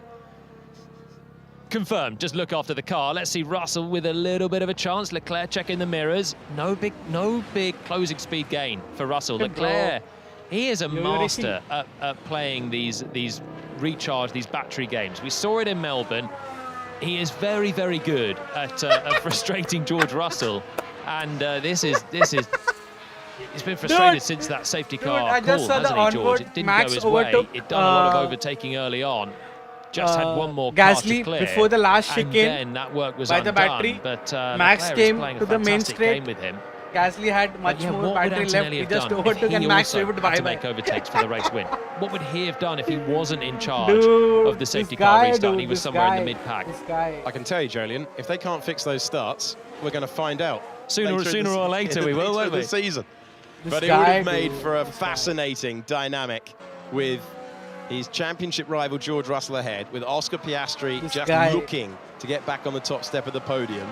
It was really well poised, but the latest we have had a safety car intervention in 15 years, changing things round. Antonelli had yet to stop and the advantage is clear. 13 seconds. And he's been told to hold station. I think he's having the time of his life out front. He's about to take the lead of the Formula One World Championship in what will be only his 27th Grand Prix. Russell sitting where he's been sitting for a very long time now behind Charles Leclerc. Is he fractionally closer this time as they head down towards turn 1? On the boost button, deploying that extra energy, but Leclerc's once again doing a good job. He's not even having to go defensive and invite more pressure down towards turn 1. He's able to use the juice when he needs it, and he's still up there in 3rd place. And all this, remember, is great news for Oscar Piastri, who's had a tremendous drive today. Unlucky to lose the lead. The same way as Antonelli benefited, Piastri was hurt by that, but he's held on to 2nd place on older tyres than those around him. Just read out Kimi Antonelli's last lap, Jolie.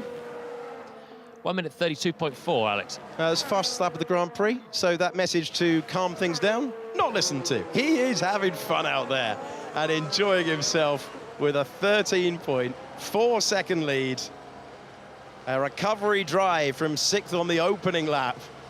And what is it about these talented young drivers and a need to just go faster all the way to the end? How many times have we heard it with Max Verstappen, GP telling him to just calm it down? But when you've got the dominant car, when you've got the championship lead nearly in your pocket, you've got a 2nd Grand Prix win in consecutive races coming your way, why not have the time out there? Here we go. Oh, here's the chance. It's been coming, and there it is. But look at what corner it is. Is that the move complete for George Russell, or will Charles Leclerc be able to get by?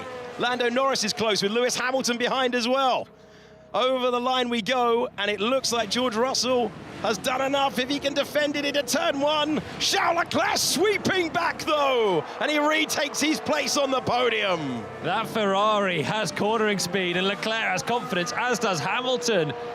Ditto, same move for Lewis, managing to hold the McLaren at bay further back. But Leclerc, full commitment, and we're seeing this a few times there. So he sees that this time Russell's too close coming into the final chicane. He could be under pressure, so he opens the door, he waves him through with what is then too easy a move for George. He's used more energy than he needed to in passing Charles, and that means that Leclerc then has a good opportunity to come back through, having saved plenty by giving George such a slam dunk pass. But my word, he still had to do some work in the corners, didn't he? The inside line, and Russell must have thought it was done. Charles Leclerc wants that 2nd podium of the season. So, you know, the magic here is that the Ferrari car is good in the corners, the Mercedes is good on the straights. Every time we see the Mercedes making a pass, it's kind of in a straight line fashion. Blast past, almost pulled back to the racing line a lot of the time. When you see the Ferrari making the pass, they have to work so hard for it with the chassis, the downforce they've got. It's not a bad power unit, but it's not a match for the Mercedes. So we've seen it in Melbourne. Every time Russell came past, it was on the straight. Norris to the inside at the chicane. Lando Norris takes 5th place. Can he hang on to it this time with 2 laps to go? There's Hamilton in the background. Can Hamilton get it back? Will there be a Ferrari appear in our picture to the inside, or does Norris hang on to it? It's 5th position for Lando Norris. Long awaited, and this time he had enough left in the tank to deploy a little bit more and keep Hamilton behind in towards turn 1. A nice move on the brakes there as well for Lando. Wasn't a gift there for him. Had to work and be patient for it in 5th. But yeah, what does George do now? This is a podium at play. It's points at play as well. There's 3 more points if he can clear Charles Leclerc, which could be fairly crucial at some point in his title tilt. Jack Black's ready to wave the checkered flag for Kimi Antonelli. We're on the penultimate lap of the Grand Prix. I could see you pulling off that sort of coat. I could wear it. I'm not sure I'd pull it off. We are into the final stages of a Grand Prix with pass and repass, and Charles Leclerc driving the wheels off it. Look, for all the world that George Russell had taken it away, Russell will know every point is crucial.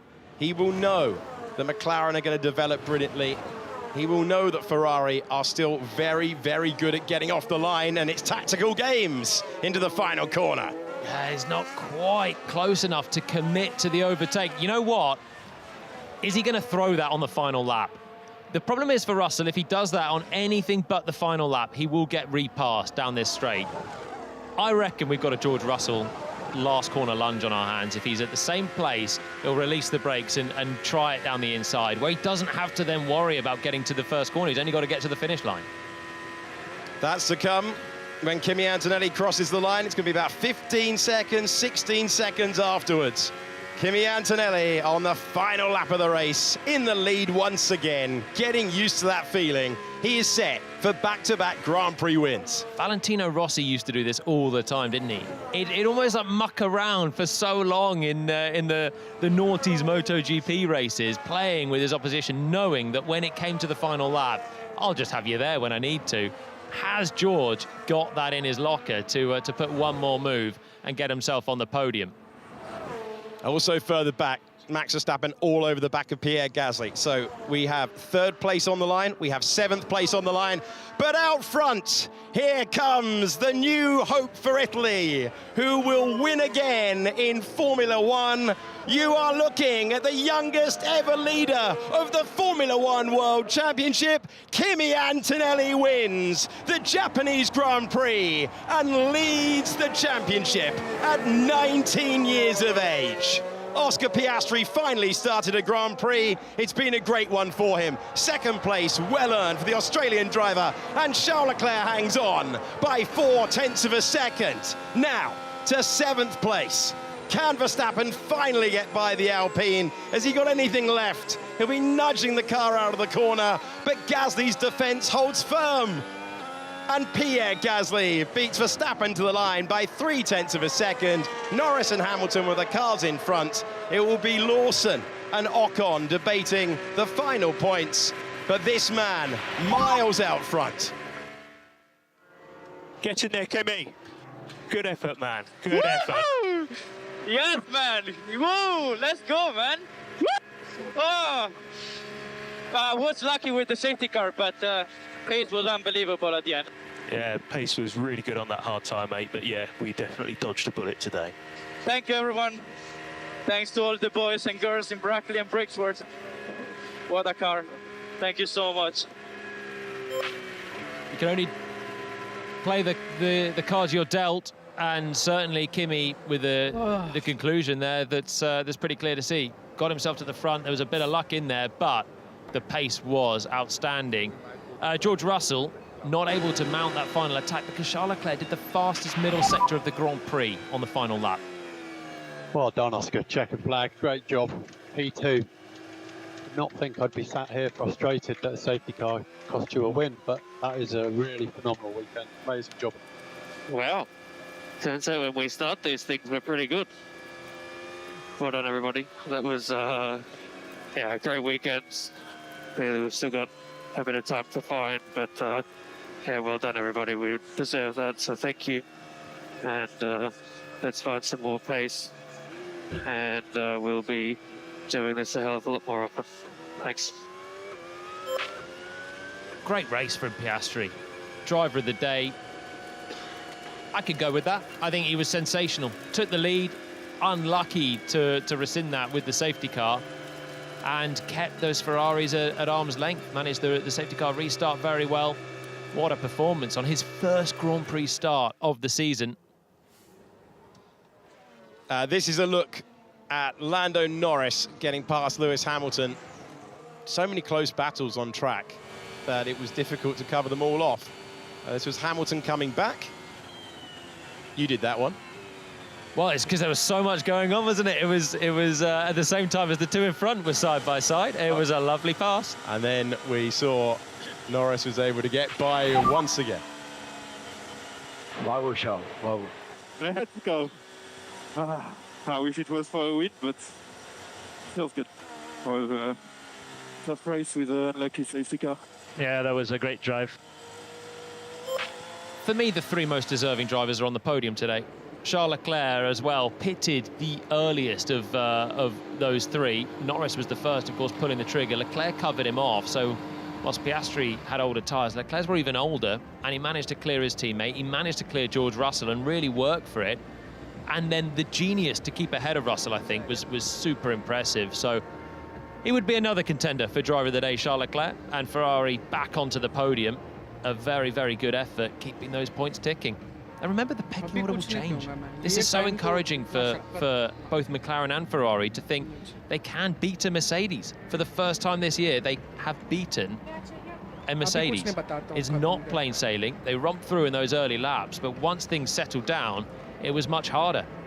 Also, Suzuka, traditionally, such a tough place to get by. Last year, the top three glued together at the end with no way by. Well, there's a lot going on in that Grand Prix, but the happiest man by a mile is Kimi Antonelli. 2 wins in Formula One, and he's had time to think about the celebration. Getting used to being at the front. Amazing pace at the end.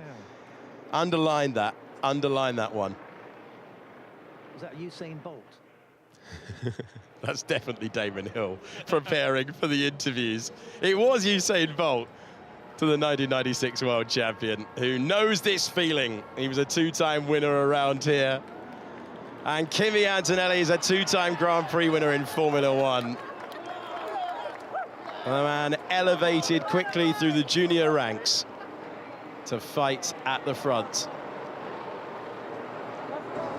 In Formula One, there is the driver of the day, Oscar Piastri, who has claimed his 27th career podium.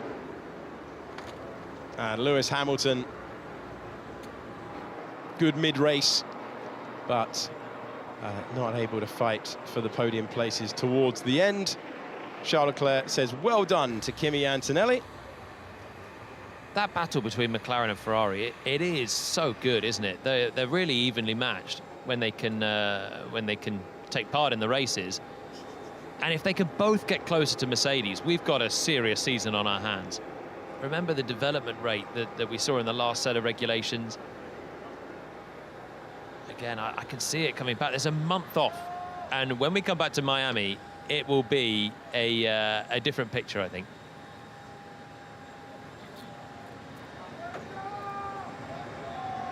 Kimi Antonelli taking a moment to gather himself together.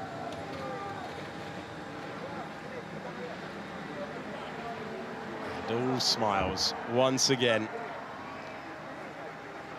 In his 2nd season of Formula One, he is now a 2-time winner.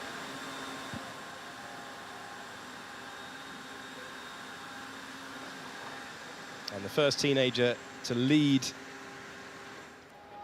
the World Championship. And he's the first Italian to win consecutive Grand Prix since Alberto Ascari in 1953. Ridiculous how long Italy have waited. They had the great Michele Alboreto as a championship contender in the 80s.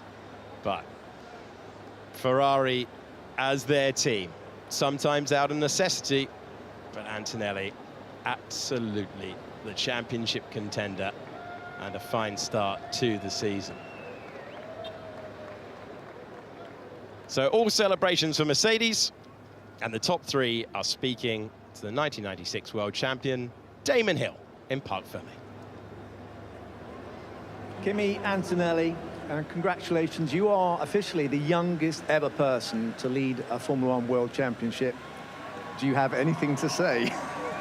It feels pretty good. Of course, it's still early to think about the championship, but we're on the good way. The race had a terrible start. Just need to check what happened, but then I was lucky with the safety car to be in the lead, but then the pace was just incredible, and it was really nice. 2nd stint, I felt very good with the car, and very pleased with that. Yeah, because the man next to you, Oscar, there, he swamped you at the start. You made a bad start. You'd said to Toto, apparently you're going to practice your clutches.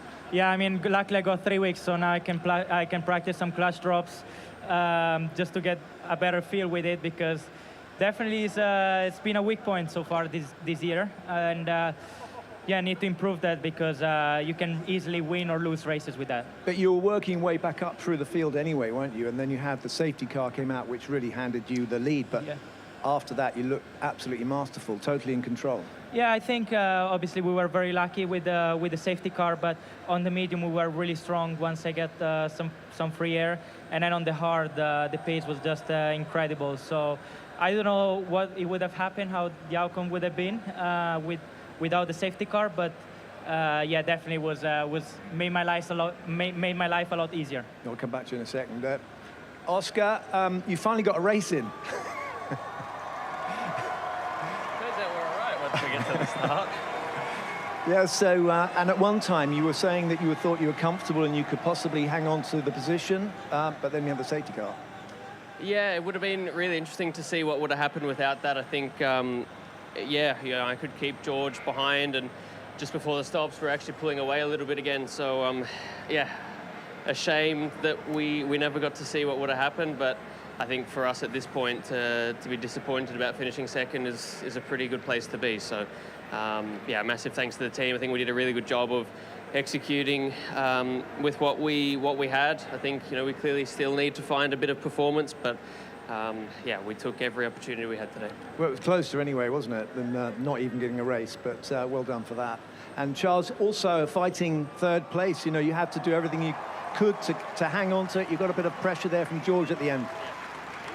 Yeah, it was a bit of a sweaty one, this one. Obviously, with the safety car, we got a little bit unlucky. So from that moment onwards, I knew I was a little bit on the back foot, especially compared to Kimi and Lewis. But then I was like, okay, let's keep pushing. Let's try to keep those tires and bring them to the end. And actually, it wasn't that as much of a disadvantage as I thought. The tires were actually pretty good. The few laps that I had done wasn't so bad. It's just that we lost few positions.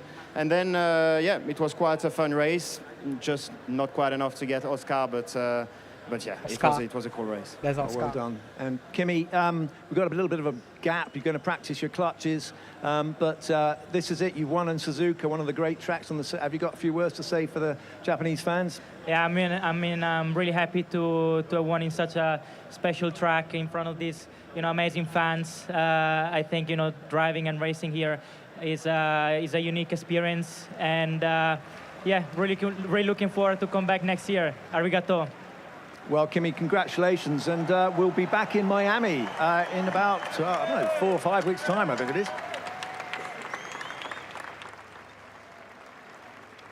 Damon Hill with the questions. Kimi Antonelli, Oscar Piastri, and Charles Leclerc with the answers. Hello. Kimi Antonelli winning consecutive races for Italy for the first time since June the 21st, 1953, when Alberto Ascari won the Belgian Grand Prix. It has been a while for continued success for an Italian driver in Formula One. High fives all round, handshakes all round. Kimi Antonelli, brilliant that he's remembering to do that, drinking in every single moment, not taking it for granted, and reveling in being a Grand Prix winner. 3rd of May, the next Grand Prix in Miami, which I think is about as long as the winter break that we've had this year between finishing in Abu Dhabi and the cars hitting the track in Barcelona for the shakedown. So a huge opportunity for Antonelli to enjoy this one, enjoy the championship lead, and for everyone else to think about how they're going to catch him.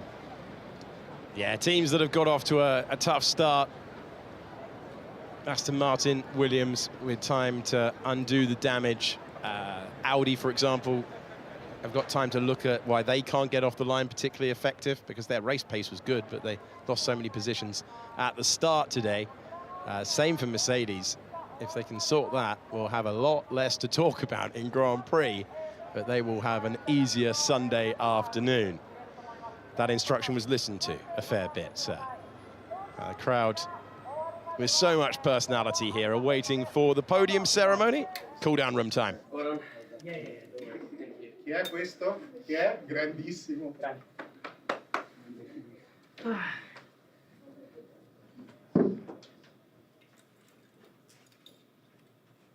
With these cars, you can actually follow pretty close. Yeah. Still can't overtake, but yeah, you could follow. I think also you gain a lot from overtake mode, no? I'm not sure here, to be honest, because when Lewis was behind, or even when George was behind, they didn't gain that much. That's a start. Yeah, no, actually, we got a pretty similar start. I mean, if anything, we got similar-ish.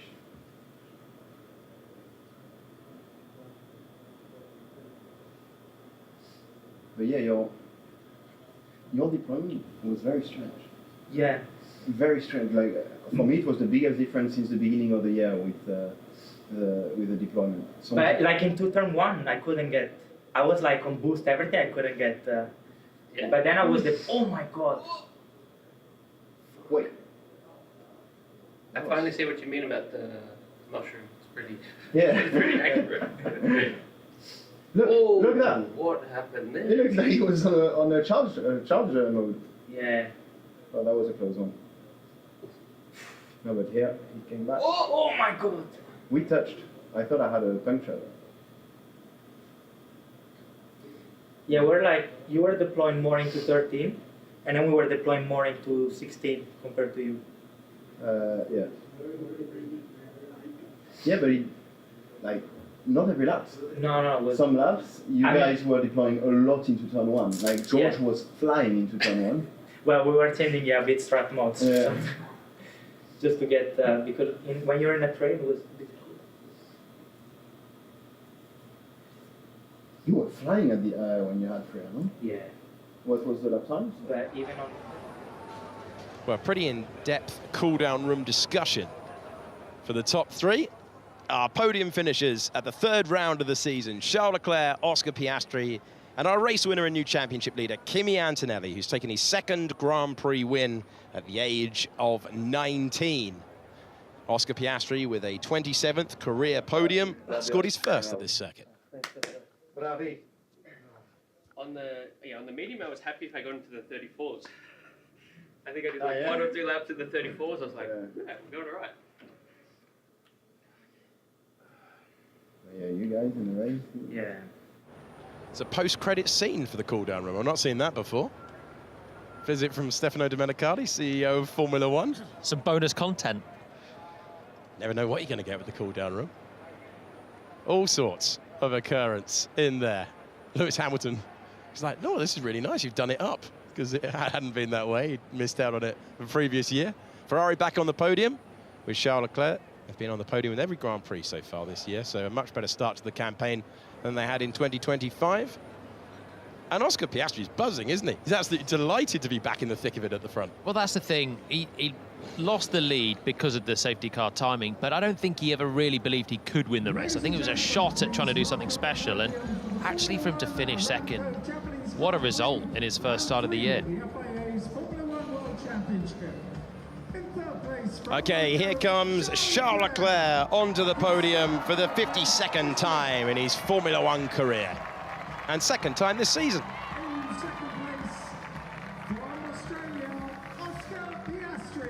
A Grand Prix starts and a Grand Prix podium for Oscar Piastri. And it's Kimi time once again.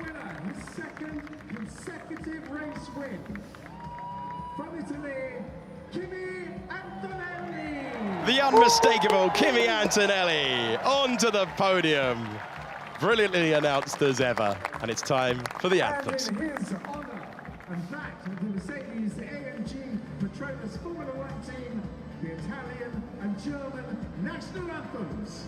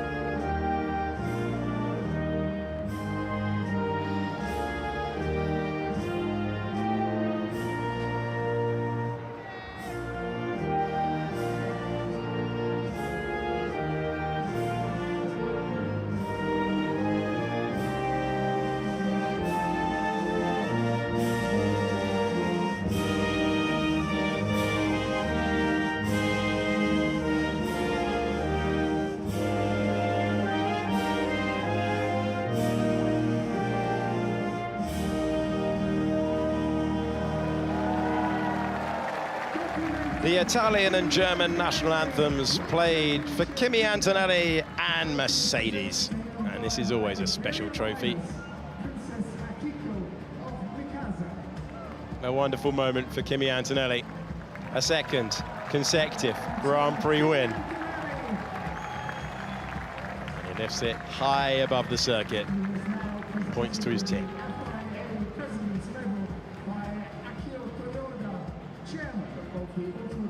The gold medal to go with it as well. He knew he got a bit of luck with the timing of the safety car and then decided to prove that he was rapid around here anyway, winning the Grand Prix by 13 seconds in the end.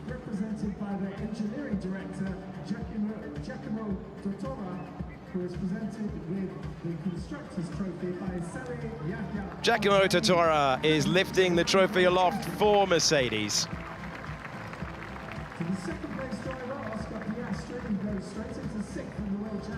And Oscar Piastri restored to the front in Formula One and pleased with another podium finish in Japan. That's his third now in 3 years.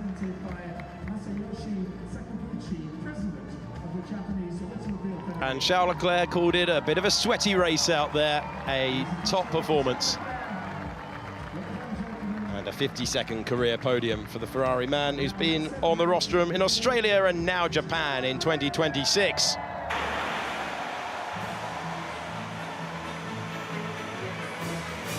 The champagne flows and it's a very happy podium. Pass, repass and repass again. But once Antonelli hit the front, no one looked like catching him. The breakthrough moment came in China, the championship lead came in Japan, and the Formula One season goes on pause for the next few weeks. Those behind Mercedes will try to find ways to catch up, and catch up fast. But Antonelli is loving the machine that has been built for him by the team on the podium and below him as well. Celebrating in Parc Fermé. And they're posing for the photos. 3 Grand Prix to start the year. There will be no racing laps in April, but there will be plenty of racing once we get to Miami, a sprint weekend. Looking forward to seeing so many of you there when Formula One gets racing once again. For Mercedes, a job well done. All 3 Grand Prix won, but it's Antonelli who's taken 2, and he is the new driver to catch in Formula One in the early stages of the season.